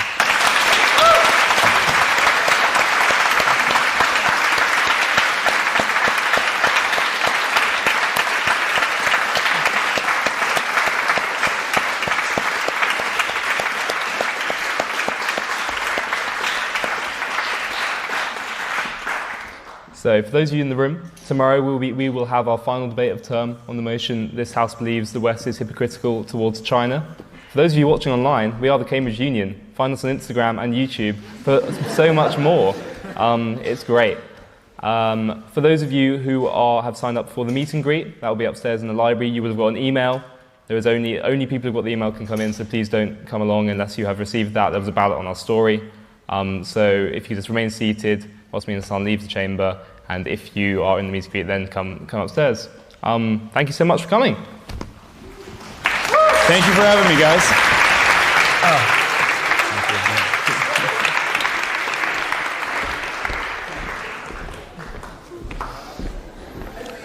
What's up? Nice to meet you. Nice to meet you. I watch you every day. Oh, hell yeah. Yeah. Ever since the election cycle started. Oh, nice. Okay. Well, I'm sorry that things didn't pan out well for America or the future of this country, or future of any country, really. Not really, no. I just wonder, where do you get your information on? Because you seem to be right on almost everything. The elections. I mean, I think as far as predictions goes, I'm not interpreting events or rehashing what any legacy publisher is saying or any commentator is saying. It's more so I'm looking at it from the lens of materialist analysis and judging it by party track record and what has happened in the past. And I think that's where it comes from. But there's still plenty I get wrong. I mean, I still thought that while the Harris campaign was taking on a dangerous gamble, I still said that there is a chance that she could eke out a marginal victory in the Electoral College while still losing the popular vote to Donald Trump. And she lost. I thought that the blue wall would potentially hold, and it didn't. So, it's not. I'm not always on the money. I try my best, though. Yeah, it is. Yeah. What? Top of the hour. Oh no, I don't run the ad breaks anymore. So. But yeah, nice to meet you, man. Thank you for coming. Can I have a photo? Yeah. Do you want it sideways? Portrait.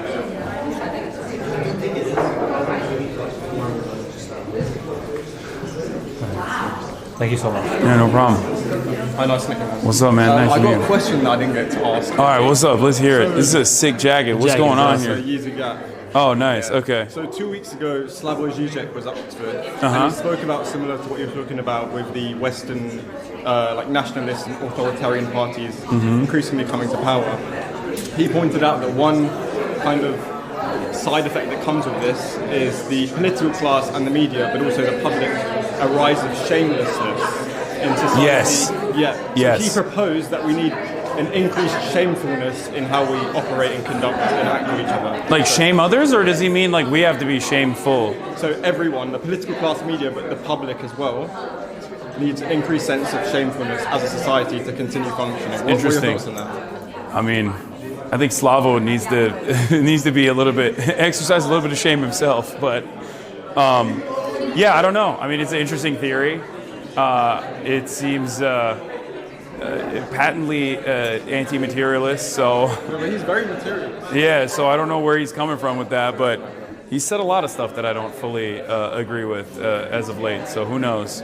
But I mean, I think his old works they stand for themselves. They're good. And what do you think of like Norman Finkelstein? I love Norm. Yeah. He's the GOAT. Yeah. Norm is, with the exception, I think, like anything outside of his chronicling of Gazan history and the Palestinian struggle and Palestinian oppression, everything outside of that, I often will not pay a lot of attention to, whether it's like social issues or whatever. I mean, he's a boomer. He has a landline still, you know? So I don't think he's like gonna understand trans people. Like, I just don't think that's not my expectation. But he is probably one of the most vindicated men in American academia at this point, because virtually every single thing that he has been championing for many, many years has now become almost commonly held opinions. And yeah, I mean, I think he is he's a fantastic academic.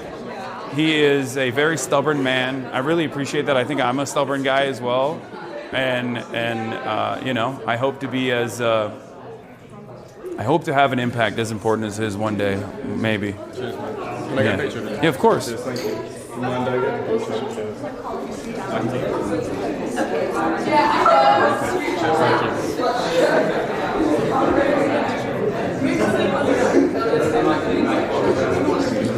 All right. Thank you. Cheers. What's going on? I also had a bit of a question. All right, let's hear it. It is like 500 years old. Do you think, congrats on your recent CNN appearance, do you, I don't know if it's worthy of congratulations, but it's like, do you ever feel like you have to compromise on your values in terms of how vocally and how brightly sort of you discuss certain topics in order to get the opportunity to speak on more mainstream platforms? Or do you feel like it's more important to stay true to your own values in terms of how you talk about and how you message on particularly more? I think I always stay true to my values, but I also value the importance of reading the room, and not everything has to be like almost hysterical. You know what I mean? Like I try to moderate my perspective with the full knowledge of the audience that is receiving it, and I think that's a really. I mean, I urge others to do that as well, to put their best foot forward to the best of their ability, and maybe not even get emotional, you know. It's just, you know, I definitely, I wouldn't say I moderate my perspective, but I definitely try to be. Wait, March. Yeah. You can film this. We're talking politics. Oh, I was just showing chat the room. Yeah. But yeah, I try to moderate my position. Never compromising on my values, but I try to moderate it because I'm aware of the audience that I think is receiving it, if that makes sense. Well, great speech. Yeah, of course. Yeah, nice to meet you. Moving to the UK. No. We've got 5 more years before. If I get fired, it's on you guys. Yeah, but also the weather is ass. The weather's ass. The sun sets at 3 p.m. Yeah. It makes no sense.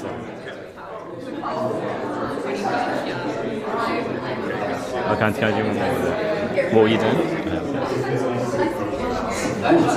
Cheers. All right, no problem. Hi. Nice to meet you. I've been watching this since 2019. Oh, hell yeah. I used to watch it when I was waiting at the hospital for that. So it was really helpful listening to you, and that you've been a voice for left-wing politics, especially because everything seems really right-leaning. But although when I do watch your streams on YouTube, I do get recommendations for Ben Shapiro, so that's really lovely. Yeah, the right wing floods the market with a lot of junk, so it's hard to overcome that. And I think YouTube, whether they're aware of it or not, I don't know, but they definitely do facilitate this this unlimited, unrestricted amount of right wing content on the platform. Yeah. That's why I kind of use your stream as like a buffer zone when Yeah. you watch their videos, so it's actually bearable. Yeah. Oh, that's the other thing. Yeah, because I do routinely criticize Ben Shapiro and the like, so that's probably the other reason why the algorithm picks it up. Yeah. You want to take a photo? All right, let's do it.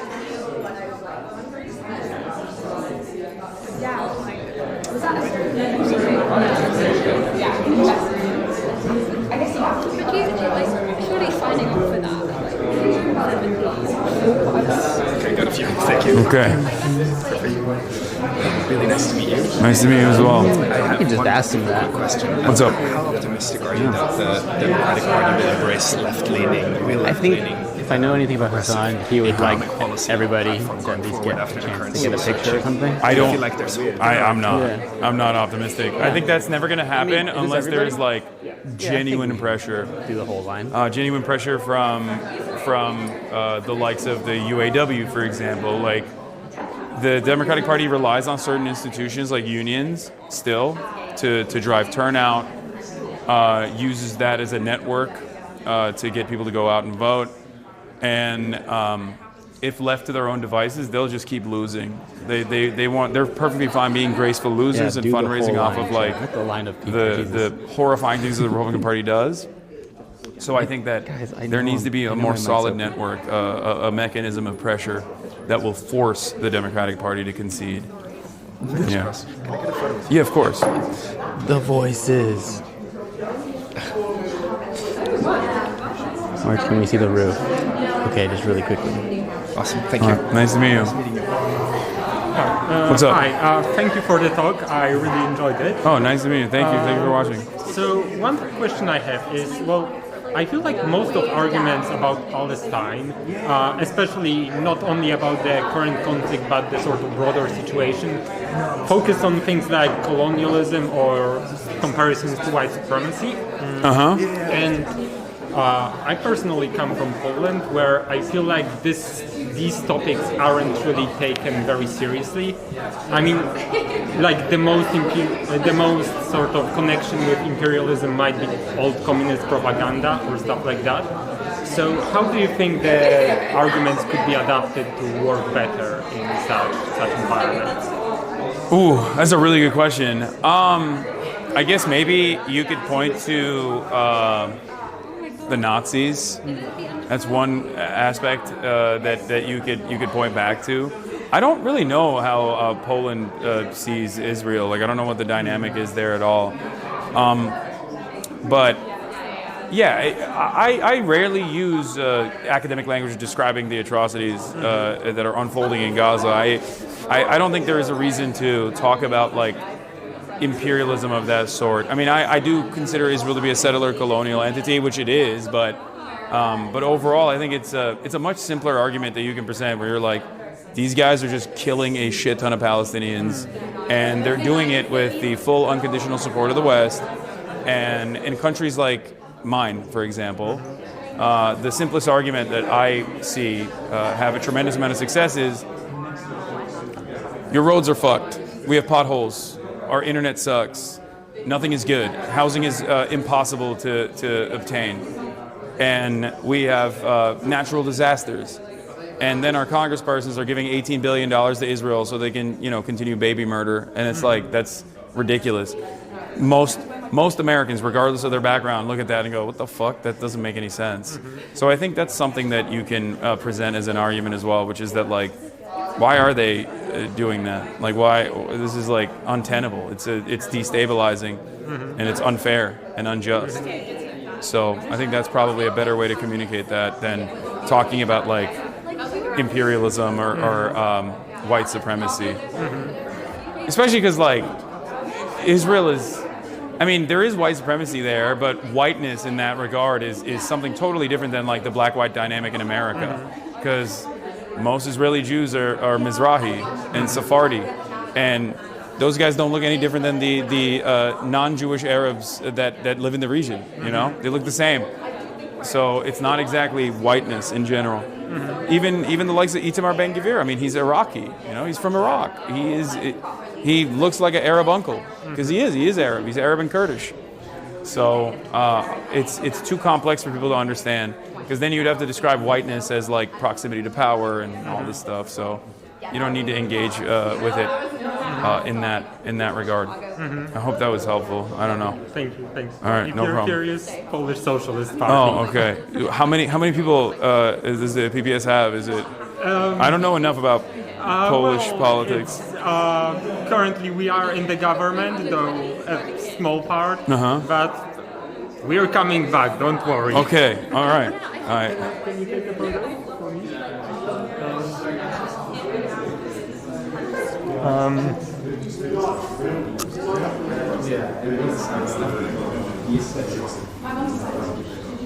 Thanks. All right. Nice to meet you. Thank you. What's up? I am Riyadh. I am from India, and Nice to meet you. I have a question. Nice to meet you too. I have a question that right now that right wing is at par, and across the globe that right wing is comparatively ruling the major of the countries. So how you see that as you are a left wing oriented people? So how you can comparatively defend the right of the left wing people or the minority on that thing? Because in my country it's also happening in India right now. Yeah. Right wing ruling in India, and the religious minority like Muslims are prosecuted out there and become political prisoner, and we are not have a right to speak freely, right? Something like that. So how you suggest to?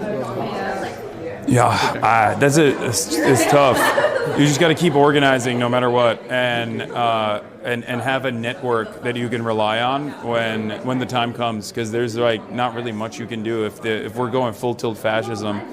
Then the only people you can rely on are your neighbors in that regard, and have a network of organizations that you can go back to engage in some semblance of community defense. So that's what it is. Outside of that, you just keep trying to utilize the available legal avenues that exist to continue advocacy and to continue fighting for human rights in the process. Yeah. Do you know if it's like the push action? No. It's the That's crazy. My college. Nice to meet you. Hi. Hi. Just want to say I'm a really big fan. Oh, nice to meet you. I don't have anything in particular to say. Okay. It's all good. You want to take a photo? Yes, please. All right, let's do it.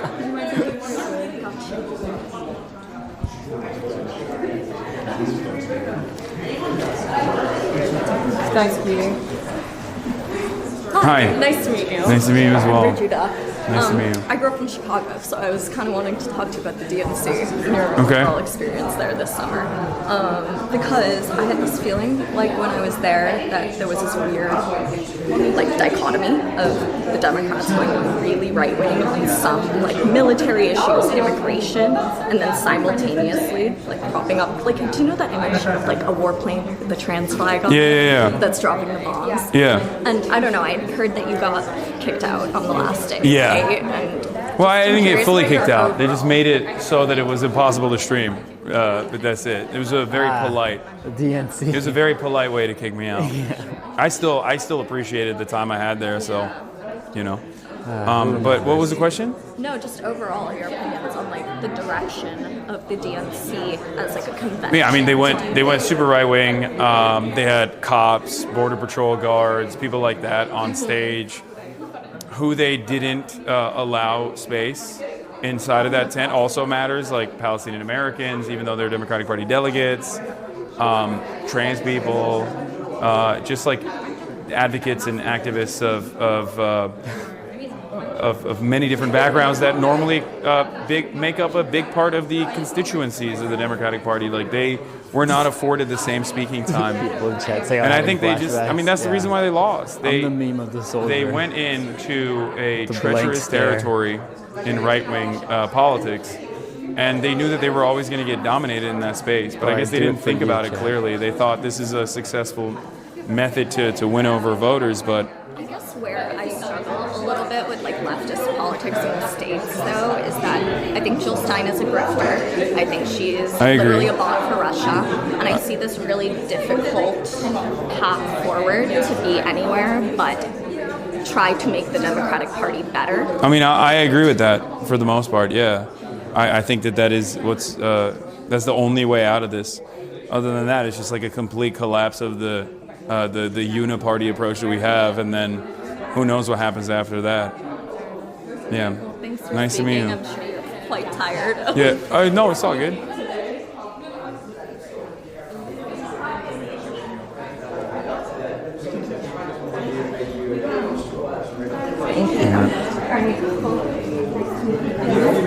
Hi. Hi. Hasan. Gemma. I've been a fan for ages.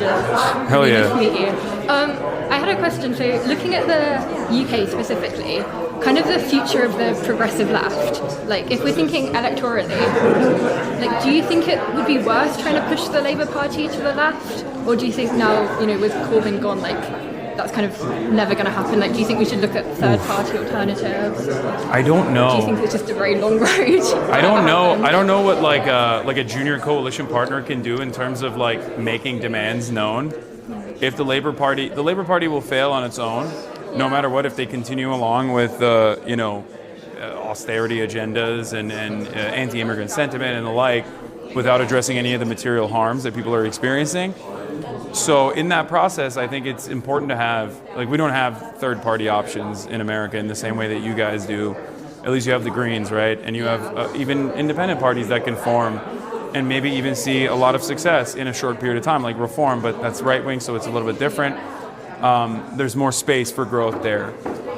But overall, I think maybe there's an opportunity to apply pressure as a smaller party with coalition building. But at least as far as I've seen, I think that Labour is probably more amenable than Macron was, for example, in France. So I think there's more opportunity there. But ultimately, it should still be trying to restore Labour to its former glory, I guess, and not have this right-wing, lighter Tory version of the party that it now is. Yeah.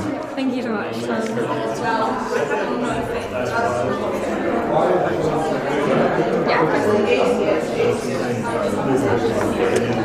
Very good, sorry.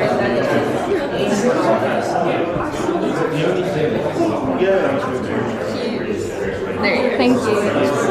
Well, it was so nice to meet you. Nice to meet you as well. Hi, nice to meet you. Hi, nice to meet you. Do I have any particular questions for you? You don't. Takes on Hong Kong and China. Takes on Hong Kong and China. Oof. I mean, I don't know. I don't know what to say about it. We'll see. Only time will tell what Chinese rulership over Hong Kong looks like. The Chinese governance is very oppressive on social issues. Totally understand why people in Hong Kong would be like, this fucking sucks. But I think the only way to make up for that is by continuing, better land use, continuing to develop, and also, creating a shit ton more housing that alleviates some of the pressure that people are feeling in Hong Kong. Because I feel like housing is a major problem there. So, that's the only thing I can say about it. Other than that, I mean, it makes total sense to not want to be ruled in a way that where you're fearful of political expression that previously you were not worried about. Yeah. Makes sense. Yeah. You want to take a photo? Yeah. All right.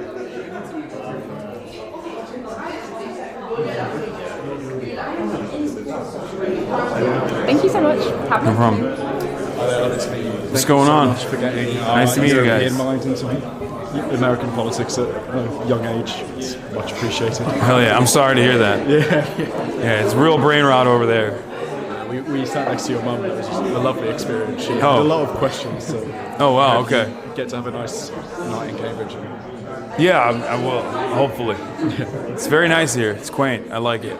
No, it's quite You guys want to take a photo? Yeah, that'd be great. And then we've got to rush to a form actually. So. Do you want us to take a Yeah, photo? This one's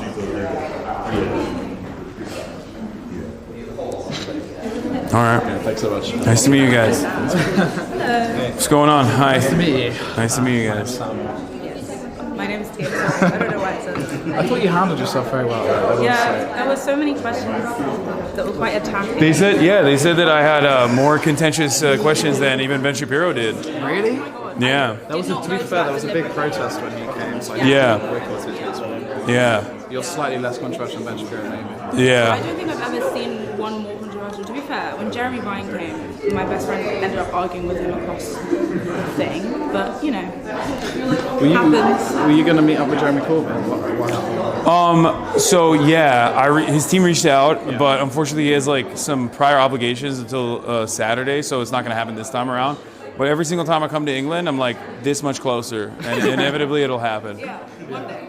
Yeah. I mean, I love Jeremy Corbyn. Yeah. Who doesn't? Actually, a lot of people. A lot of people don't know him.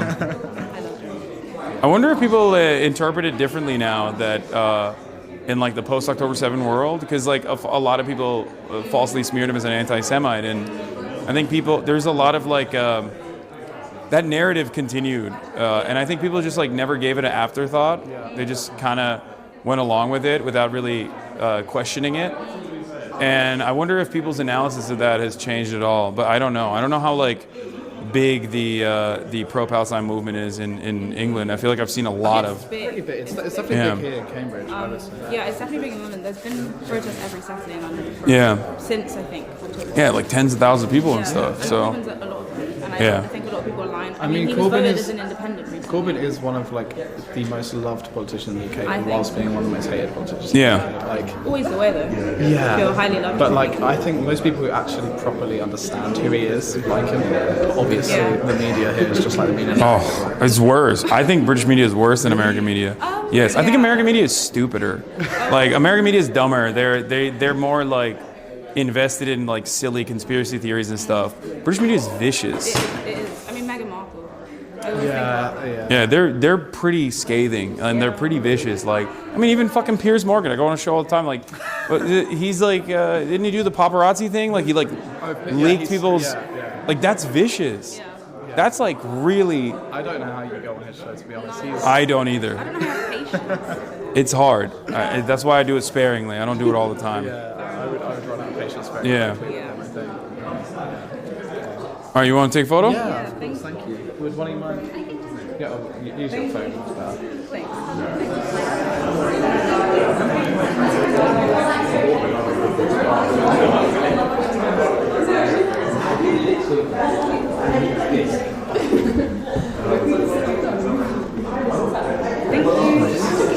Nice to meet you guys. Yeah, love to meet you. Thank you. What's up, man? Nice to meet you. Nice to meet you. Oliver. Been a fan for a while. I'm a bit nervous in front of 30,000 people. So don't worry. But I can look away. But yeah, I enjoyed the talk. Nice to meet you. You are taller than me. Is that what you're looking at? Yeah. You are. Maybe just to get a screenshot from the camera. Do you ball? A little. I started like this term. I'm not very. Oh, that's a waste of height, man. You got to start balling. Well, on and off this term. Okay. Nice to meet you. All right, nice to meet you as well. Yeah, of course.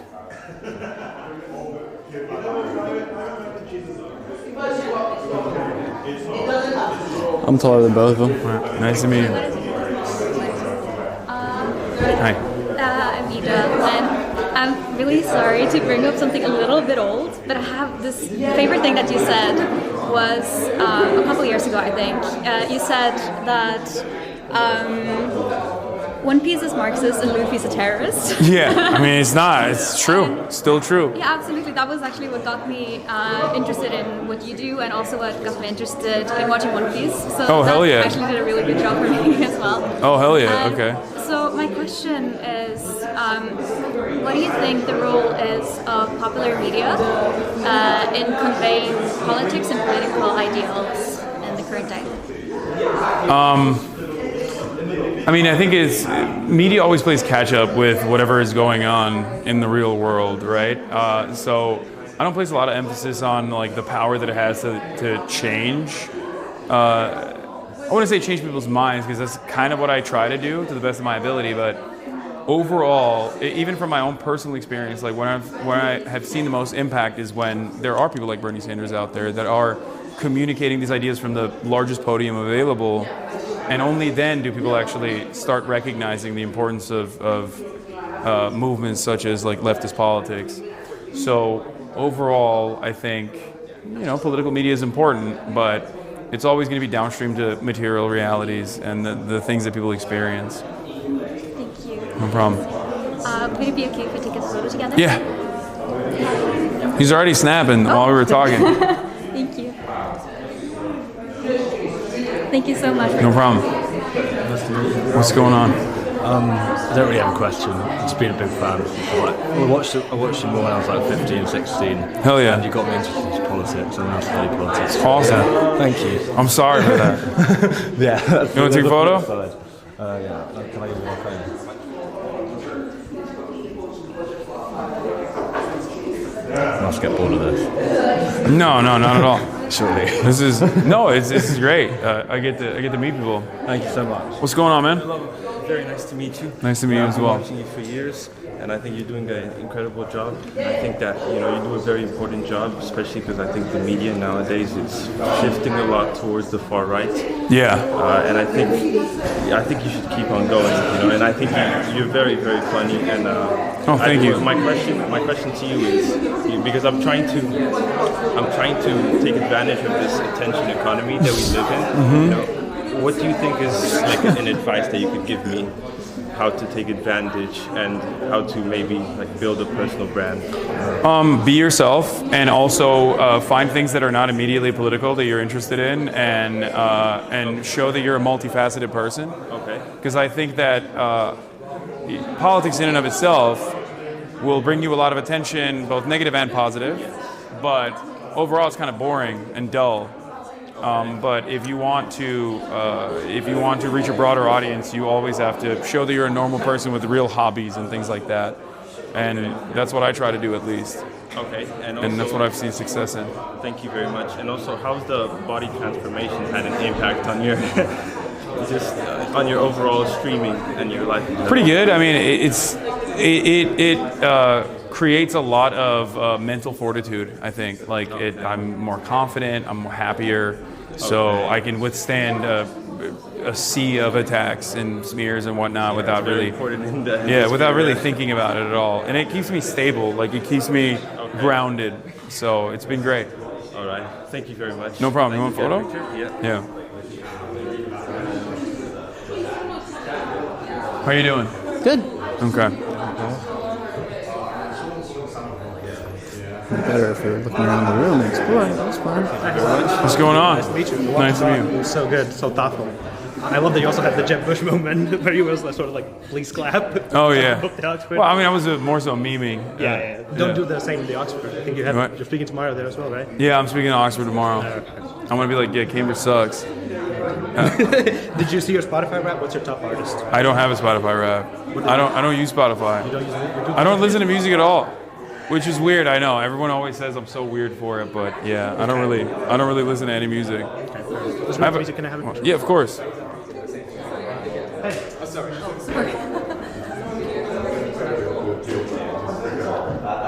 Thanks. Just love to meet you. Thanks. Nice to meet you. Hi, nice to meet you. What's going on? Nice to meet you, my man. I have nothing of substance to say to you. It's all good. I'm really sorry. I wish I had something. No, you don't have to. I wish I had something interesting to say. So can we just? Yeah, let's do it. Let's do the first. No, that's cool too.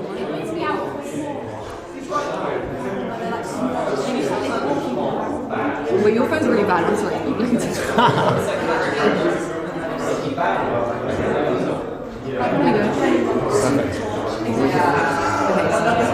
Hi, nice to meet you. I'm Casey. Hi, Casey. Nice to meet you. I don't really have any questions either, except how are you finding Cambridge? Have you ever been? It's beautiful. I've never been. Yeah, it's I like it. I like it more than I like London. I think it's very nice. Why are you making faces over there, March? I like it. I like beautiful. it. It's pleasant. You need to go to Jack's. I think that's my. Is that the pub? No, it's the ice cream. Oh, okay. All right. Maybe. Yeah, I would say that's the best place. It's the best place. Okay. I believe you. Let's do it. Which side? This side? I don't know. POV, you're a fly that just landed on this glass. Thank you so much. Have a nice evening. Thank you. Hi. Hi. Nice to meet you. Nice to meet you. Tilly. Nice to meet you. Cinema. Oh, yeah, sure. There you go. Sorry for asking that question. I don't know. No. What do you mean? It's, Someone warned me that the comments were evil, so I thought I'd apologize down the lens of the camera, you know? No. It's a perfectly valid question. I think. Oh. I was just she was taking photos, so I was trying to pose. No, but yeah, I didn't think anything of it. I think I mean, there was way more scathing I mean, you get critiques. evil questions all the time, yeah. Yeah, I do. It's fine. Yeah. It's not a problem. I just was wondering, like, since you're quite successful, I know you've got some nepotism Oh, shit, the going on, sweater. but also, like, insofar as you've organically grown your following, like, Mhm. I'm trying to do that, and I was just wondering if you had any advice. Yeah, get an uncle. Besides With a that. media company. Yeah. No, I wouldn't. I mean, that's been definitely very helpful. I've talked about this quite a bit. Yeah. It gives you a major leg up. But I think in the age of TikTok, like, the opportunities are truly endless. You know what I mean? I would suggest just forcing yourself to do content every single day on TikTok, especially because something is going to hit. And once it does, you're going to start developing an audience. You're going to develop a brand. And you just got to keep doing it over and over again after that. And I think like being regimented in that regard is probably the most successful way to boost your brand and to become a brand in general. Yeah, well, thanks. No problem. I guess you want pictures. All right. Hi. Nice to meet you. Nice to meet you. I just want to say thank you for being an accessible voice to me. I'm a medic, so I'm not really involved in the whole politics scene. So it's really, I just want to say thank you, basically. Oh, of course. But Thank you for watching. No, I'm sorry, I don't have that interesting questions. No, it's all good. Don't worry about it. Debate. You want to? I'm not either. I mean, you don't give that impression, but I know. Everyone always thinks I'm a debate lord. I'm not. Marshall, it's a good thing.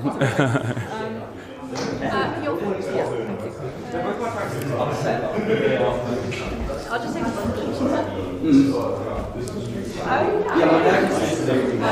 was really nice to meet you. Nice to meet you. And your speech was really, I really liked your line on kind of nothing can change in kind of a couple That was not my line. That's Vladimir Ilyich Lenin. There are decades where nothing happens, and there are weeks where decades happen.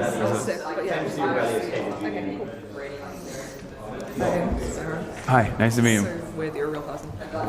I am a real person. Do you find it weird, like meeting people in real life as well, when most of it's kind of? No, I'm used Do to you feel it. you've just always been kind of like confident in bigger groups, or is it like something that's come with the? I think at this point in my career, it's just I'm used to it. That's what it is. And at first, it was like really exciting because I'd be like, "Oh my God, someone knows who I am! Like that's sick." And then it just became like a normal thing, you know. But yeah, I've been a sociable person my whole life, I would say. Twitch has ruined that a little bit. It's broken my brain, but you know, I try to do my best. Well, it's weird the way people interact online, isn't it? Like compared to Yeah. in real life. It's like, Well, we saw that earlier today when people wanted to come at me in a very, fiery way. And I think it plays itself out in like a real personal dynamic in a very different way than it does online, if that makes sense.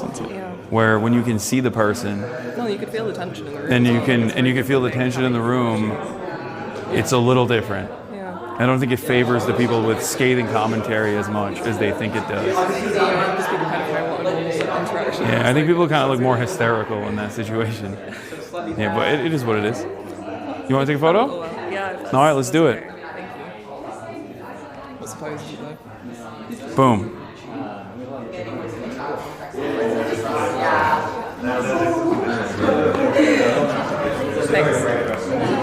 Nice to meet you. Do you guys have questions or you want to take photos as well? All right, let's do it. Sorry for questioning you, but I'm sure. What? No, I'm used to it. I guess the thing I was talking a little bit about was, I know you're not a fan of. I'm not a fan of him either, but Richie Torres sent a big letter. But oh God! But in particular, there were some comments in there about sort of dismissing. A lot of people did feel very upset at the time. I remember seeing it about dismissing What Happened on October 7th as rape fantasies, rape hallucinations. I mean, the UN has gone checked. Yeah, verified. no. You know what's ironic? For those comments? You want to know what's ironic about that?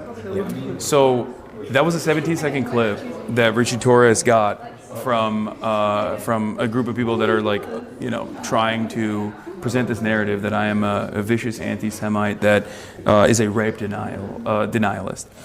And what's really interesting about that clip is that I went back because I was like, this doesn't make any sense. And I went back and I looked at the 17-second clip that he put in that. And it was actually from a broader conversation where I was arguing against someone who was denying rapes. And I was like, no, I think that there is a very high likelihood that sexual assaults occurred. And I even brought up the UN report that you're suggesting that that there was at least one documented instance of first-hand account testimony from one of the hostages that sexual assault had happened. And that there is no reason to disparage or to claim that it did not happen when there is at least evidence that it did, and that it had not changed the dynamic of genocide for me even a little bit. And I think that the way in which you said that to a lot of people sounded very, very dismissive. Like, especially to people who, you know, had relatives who were perhaps murdered or taken away, or had felt that, you know, the loss of life on that day. So let me ask you this question. Traumatic for the Jewish community. Let me ask you this question. Now that you know the broader context, do you feel as though, like, do you feel like you were maybe duped? I don't want to say duped, but like that you saw this that was like very clearly out of context. Does that change your opinion a little bit, or do you feel like I'm running defense? I'm very much on the sort of. I've always been on the pro-Palestine side of this. I'm a left-leaning person, so I never looked at what I saw and said this is justification for blockade, genocide, anything like that. But I did see, you know, I'm also a humanitarian, and I think that it's important when you're trying to solve a conflict or when you're trying to stop violence that you honestly say what happened. And what happened was, I agree. You know, murderous militants went in to a music festival and murdered hundreds of teenagers in cold blood, and often massacred and mutilated them in ways that we have on camera. And that is deeply traumatic to me. And I guess this was linking to a broader point that, yes, I understand this whole thing about there is context to this, and you can't just sort of suggest any violent action is justifiable against someone if they don't hold views you like. But this is endemic to the ideology. Do you think I maintain that position? Side, you know, it doesn't. No. But do you think I maintain that position? Do you think that I think that it was wholeheartedly justifiable? I think certainly you haven't been very clear in your condemnations at times, and I've watched what you've said. Okay. It doesn't seem, you know, for example, I have in the course of your talk, you didn't mention what happened on October 7th once. Yeah. You mentioned it as the start of the conflict. You didn't mention... I don't even think it's the start of the conflict. I actually, if you recall, started the conversation even before the inception of the State of Israel. There's a deliberate reason for why I did that, because I think it's important to understand the historical context in which violent resistance There's no context for murdering hundreds of teenagers, is there? I think that... Context for that? Yes, I think really? there's always is that context. That can just like be there's context. Justified? I don't think it's a contextual justification. I think it's offering background and analysis. Analysis is not justification. I mean, this is a deliberative body, right? We're in a space for free speech and debate. And I think that this is actually, ironically, one of the things that I don't like about debate is that there is a woeful misinterpretation that exists in this space, and that especially when we talk about certain things, like certain subjects that are very difficult to broach in an open and honest manner, I think a lot gets lost in the nuance. And I think you understand where I'm coming from when I talk about this, like that October 7 is, I've never said that October 7 is like the inception or the first stage in what has unfolded. I think that it's important to understand the context in which violent resistance has evolved, whether it be Hamas or whether it be any militancy against like overarching oppressive colonial actions. But I suppose what I'm saying to you is there's time for nuance, and there's also time to say something is unequivocally evil and something is unequivocally unjustifiable. And I'm wondering why you can say that correctly about the wealth of Israeli atrocities. That to actually fix this conflict and gain trust with people, you need to say that unequivocally about the murder of hundreds of teenagers at the Supernova Music Festival, their mutilation and often their rape. And I don't know why you can't say that. I don't. First of all, in terms of using the language of mutilation and rape, and also consistently saying that there is a contextual justification for it, I think the violence that states engage in, specifically an apartheid state, which you agree is Israel's an apartheid state. Okay, so the violence that an apartheid state engages in is oftentimes considered to be invisible. There is a tremendous number of documented, there's a tremendous number of speakers and media representatives that have actively communicated all of the violence that has unfolded on October 7. I myself have also maintained the position that any kind of violence against civilians is completely unjustifiable. But I think it's more productive to at least be a resilient voice that, especially in the West, that tries to explain that these aren't barbaric monsters, that these are horrifying atrocities that they did, right? But that it is not coming out of a place of this antiquated anti-Semitic tendencies, or that they wanted to go out and like do mass rapes, or any number of different ways in which people have, I think, in a very unhelpful way, tried to claim that there is no emancipatory ambition here, and that there is no valid interest in wanting to be rid of Israeli sovereignty. Do you think that by invading the Gaza Strip, that they were not motivated by anti-Semitism, given the fact that they were murdering civilians indiscriminately? Invading the Gaza Strip? By invading from the Gaza Strip into Israel. Yeah. Do you think that they were not motivated by anti-Semitism, given that they were murdering citizens? No. No. That is remarkable. No, the entire logic of Hamas I don't. built on anti-Semitism. No. And if you don't recognise that, then you're never going to build any trust with the Jewish community. If you have people who are out there and suggesting that your people don't have a right to exist, the slogan of the Houthis who you so admire is death to the Jews. I know, and I've been very critical of that as well. Well, I don't know if critical enough not to platform somebody and call him a sexy pirate. That person wasn't I don't know if you're aware of this or not, but that was a 19-year-old Yemeni teenager that was actually not associated with the Ansar Allah movement at all. There is enormous debate about that, and it is highly unlikely he'd be fighting with them if he had no connections to them. And you were not mentioning that in the context. He was not fighting with them. There is a lot that gets lost in the translation. And certainly, I think a lot of commentary has existed in this space of a conversation that I had 10 months ago, or at this 11 months ago, before the Ansar Allah administration was even designated as an official state-sponsored terrorist organization. Joe Biden had actually taken them out of that classification that Donald Trump had put them in because of the fact that they were moving on, that the Saudi-Iranian normalization had taken place. And that person, the 19-year-old Yemeni teenager, I originally thought was a Houthi. And I'm very open about that. And you were perfectly happy to give them a hang. Oh, absolutely. I think that it would have been a very different conversation. But having said that, if you think that I would have, there were points in that conversation where I asked them directly, what do you think about Jewish people? What would you say if I were to tell you that there are a lot of Jewish people who are leading anti-Zionist protests in America?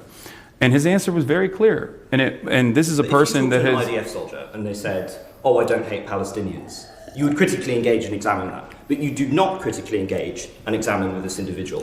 And instead, you because an IDF soldier in many circumstances is living in similar conditions to someone like myself. So I treat someone in the Western world with Nazi ambitions very differently. No, I think this is interesting because it suggests that you don't have a moral universalism. What I've heard from you is this very eloquent, and I agree with it, moral condemnation of the atrocities. But when we talk about the murder of gay people en masse in Yemen, when we talk about, for example, Tibet's oppression under China, or when we talk about what Hamas has done to gay people within there, or what they do to Jewish hostages, you enter this contextual blather. And it strikes me that these... Because you want to know why? You want to know why? Because Israel has killed significantly larger numbers of gay Palestinians than Hamas has. And that is precisely why I think it's a universally unproductive conversation to consistently talk about the many different moral failings, especially when I look at this with my own personal background, with the understanding that reactionary movements grow when there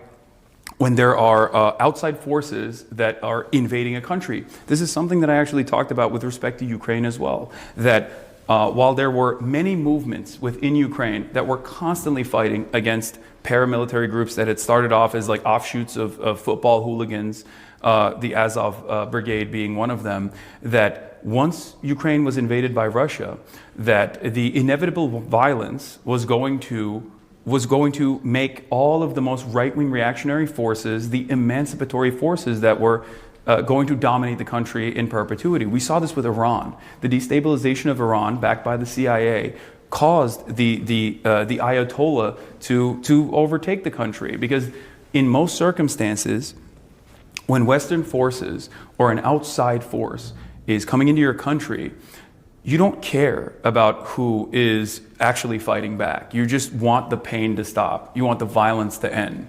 And I examine this across the board in the exact same vein.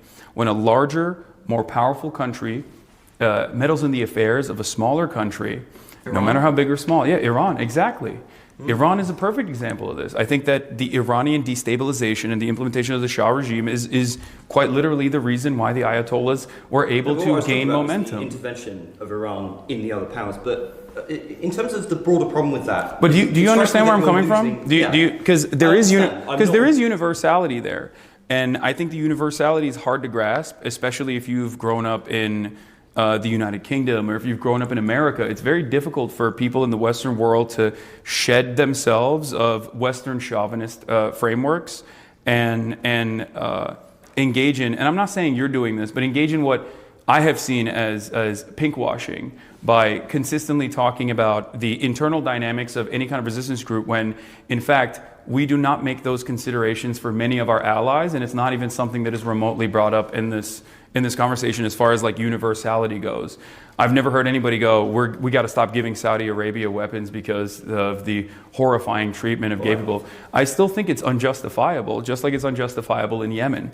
But ultimately, the way I look at it, if there is a much larger, much more powerful country that is getting unlimited weapons from the most powerful country on the planet, and they are engaging in wholesale slaughter, I think analyzing or interpreting the dynamic of like Hamas and gay people in that regard is ultimately not only unproductive, but also it's not something that is within our realm of power even. I think that these countries, my country, Turkey, for example, will inevitably, once they have breathing room, have the time and opportunity to be able to advocate for their own civil liberties. Because at the end of the day, the gay people that Hamas could potentially harm are still gay Palestinians. Does that make sense? And it's in it, and we have the benefit of living in the UK or in the United States of America, where we have undergone this process of civil liberties and advocacy for civil liberties, and be able to overcome these issues like the structural hurdles, the systematic discrimination that gay people face. Like, I mean, think about Alan Turing. I think there are two issues. Sorry if I just could respond quickly. If I can just say, you've been debating for a very long time, and by all means. Sorry, I don't mean to. No, it's fine. I would love to sort of offer some of Cambridge Union's sort of fantastic hospitality, maybe show you British culture, maybe take you for a pint in the pub. Sure. Can we film it? Can we still stream it? We can film. We'll go to a pub, have a pint. You know, because you've been debating for a very long time. I love debating as well. But I hate debating. Sorry. That's I am not. A lot of people think I'm it's fair enough to debate about things in which you like fundamentally disagree. Oh, no, of course. Like, you know, we Yeah. don't get anywhere in society without doing that. Sure, but there's a line of people too, so maybe be considerate. Yeah. We'll get back. Yeah. We would love to. Do you guys want to take photos? Do you Let's get some pics. All right. We'll take you Okay. to the pub. Because I'll never stop. Have you been to the pub before? I've only been to Spoons. Oh, well, we'll take you to a famous Cambridge one. Okay. Hell yeah, I love that. All right. Hi. Hi, can we also just say something like, we've had chat open this entire time. yeah. And you've opened an amazing space for men to talk about these issues. There are a lot of comments, I've seen some emo-only moments where people are just talking about appearance and completely kind of ignoring these issues. How do you deal with that as like an online creator? I have a very diverse moderation team, and they try to handle that at the best of their ability. We usually ban a lot of people that do that sort of stuff to just like, you know, to really stress the importance of not engaging in that sort of thing. It's very frustrating because like, it's probably one of the best moderated communities to the best of our ability. I mean, when there's a stadium full of people, and especially because I want to make sure that anyone can talk. Most people will, especially at this size, they'll usually do sub-only. Yeah. Like they'll have sub-only chat, or they'll limit like how you can communicate. And I don't want to paywall that at all. That's why I have this like 10-minute follower mode, so that we can withstand bot attacks usually. But you know, that's the downside of it, unfortunately, where anyone and everyone can just like wait 10 minutes and they just say like a bunch of unhinged shit. You know? Right. Yeah. I Unfortunately. hope they're being nice to us. So Yeah. I mean, 30,000 people calling you ginger or gay is like a lot. Were they doing that? Not to you. to the ginger gay man. Oh, that's crazy. Anyway. Yeah, I'm sorry about that. Thank you so much. Thank you. All right, no problem. Also, for the record, it is a very gay community, so I don't. Yeah, they're not. I don't know, handshake, whatever. I love your glasses. Thank you. I love yours, by the way. Oh, great outfit. thank you. Loving the whole English English you. professor get up. I'm trying. No, you've assimilated well. Okay, this is going to be a really weird request, and I know there are like 30,000 people watching this. Okay. My mother is a huge fan. Oh my God. Yeah, like that's amazing. And so when she found out this event was going on, she asked if I could do a favor for her. She Yeah. lives back in Texas. Of course. She just wanted like a shout out or something. Yeah. What do you want me to say? Just like a hi. Her name's like Chantel. Chantel? Yeah. Okay. What else? But I'm sure you can think of something. Okay. Because I can't. But. Hi, Chantel. I hope you're having a great time in Texas. You have a wonderful son here. He's great. And I would say, you should come to England, but honestly, Texas might be maybe slightly marginally a little bit better. Better weather, at least. But I hope you're having a great time, and thank you for watching. I mean, to be fair, she was born in England, so she's had the best and worst of both worlds. Okay. All right. So she knows. She knows. She knows that the sun sets at 3 p.m. here. That's crazy. That should not be allowed. You guys need to fix that. I don't know how. It gets worse. It gets worse. Yeah, it's cold and dreary, and a lot of traffic, but it's still very nice sometimes, so I like it. You enjoyed at least some of it. No, I did, yeah. This was great. Sometimes it's good to let loose and debate a little bit. A little bit, yeah. Yeah, nice to meet you. I was going to ask, what made you get into, want to go onto Twitch specifically as a platform to, kind of spread? It's a great question. Yeah. So I played video games my whole life, and I recognized that there was a real gap in video game politics space for leftist commentary. Yeah. And part of that was because a lot of the gamers, just at least the political gamers, are very alt-right or center-right adjacent. They constantly talk about wokeness in video games and all this shit. And I knew that wasn't the case because I knew that gamers are in general very diverse. The other reason why I got on Twitch was because I needed a place where I could just endlessly talk. Mm-hmm. And I felt like the live streaming format was very conducive for that purpose. And now I can't seem to shut the fuck up. So I guess it worked. Yeah. But those were the two primary reasons. I wanted to show that you can be a progressive person and not necessarily be, a cartoonish depiction, like a woke scold, someone who's constantly that's bad, that's wrong, and a joy killer. And I think that there's a lot of people like that out there that just want to have fun, but also be progressive and not allow certain kinds of aggressive, bigoted behavior to exist in a community. So I wanted to create a safe space like that. Well, I agree. I feel like you've done a lot for particularly young men who I think otherwise might have been tempted by the alt-right within its kind of position in social media and in gaming, like you said. So I think it's really good. And because as a female viewer, I feel like I am slightly outnumbered maybe by the men, but that might be a good thing. You don't know. Perhaps, do you think that you have felt that you've had that impact where... I think so. Yeah. I mean, I tried to. I think that there's a lot of what I speak to is directly trying to change the minds of people who don't share that opinion from the start. Yeah. So whether it be me talking about patriarchal constructs or transphobia, homophobia, bigotry of all different sorts, I'm oftentimes trying to communicate with people and trying to reach out to people that don't share that opinion. And I try to use, the way I look and my background and everything else to suit that purpose. And it just happens to be that I'm authentically myself, and it works out that way. But yeah, that's definitely a deliberate thing. I recognize that, there are a lot of people who have these opinions, and I think they can be convinced to not have these opinions. So that's my overall purpose. Yeah, that's really cool. And then finally, what's it like to see first drafts of yourself, on TikTok or... It's great. I grew up very fat, and I guess it's like confidence boosting, yeah. I mean, it's fun. I don't mind it, you know. And it's like I feel like it's one thing that all my haters can't necessarily undermine. You know what I mean? So it's like one area of streamlined propaganda where they just can't be like, nah, he sucks, he's ugly. They can say anything else. In your favor, Yeah, so I'll take That's it. really cool. Because I just watched your video of Quen where you were doing like the cooking, and Yeah. there were so many edits made from that. Yeah. She's great. Quinn is dope. Yeah, she's really cool. Can I get a picture? Yeah, of course. No.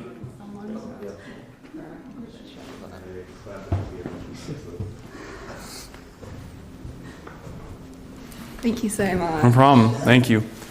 Good? You want one? Yes, please. Okay. and you want one as well, right? I can have one. There's all right. Not enough. You should definitely get one. Yeah. You've been very helpful. I grew up as a fat kid as well. Oh. And I think it's cool that you're spreading the fitness goal. I watched Hell yeah. Mike Israetel.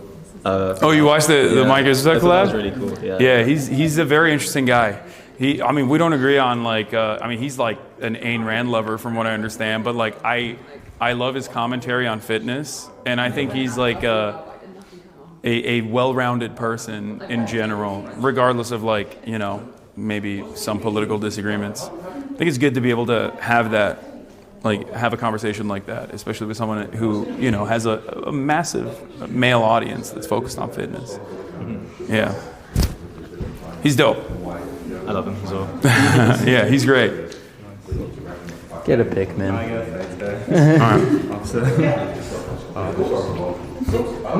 No, I mean, I actually agree with most. You did great. You were great. I said you. Yeah, I hope I did better than Peter Thiel. He tried his best. Yeah, he did. He's only a small time guy. Yeah. I don't want to be. Yeah, we're not. He sold a weapon or two. Yeah, it's the best of us. Yeah, just some surveillance tag here and there. Yeah. You know how it is. All right, what's the move? I think we can try and go to the pub. No problem. I'm down to do that. Can I get another picture because I look bad in the other one? I was the same thing in there. Yeah, that's fine. I don't think anyone would care. Yeah. I'll keep it low key. Yeah, of course. Because I just look. I like the sweater. Thanks. It's not. There's no affiliation. yeah, I could tell. Yeah, perfect. We can go for like a more traditional one. Well, you're pretty much around the corner. We could take you to. Okay, I'm gonna tell him. Your stuff's over here. And the pickle or the eagle. We could. Alright. The eagle's older, right? It's a bit further. A bit further, yeah. What are you guys like time-wise? We're good. I mean, we're chilling. I think. The eagle. That's where DNA was discovered. There's also a US military bar. Oh God. No, definitely not that one. I need to run to the green room and grab a bag. Okay. So yeah. All right. Yeah. You want to put it down for a second? Sure. You want to grab them? Well, can we just run to the green room real quick? Yeah. Let's just do that. All right. Let's do it. What are you missing? The carrying case. Oh, true. All right. That's it. How do we get out of here? I'm here. Yeah, just Okay.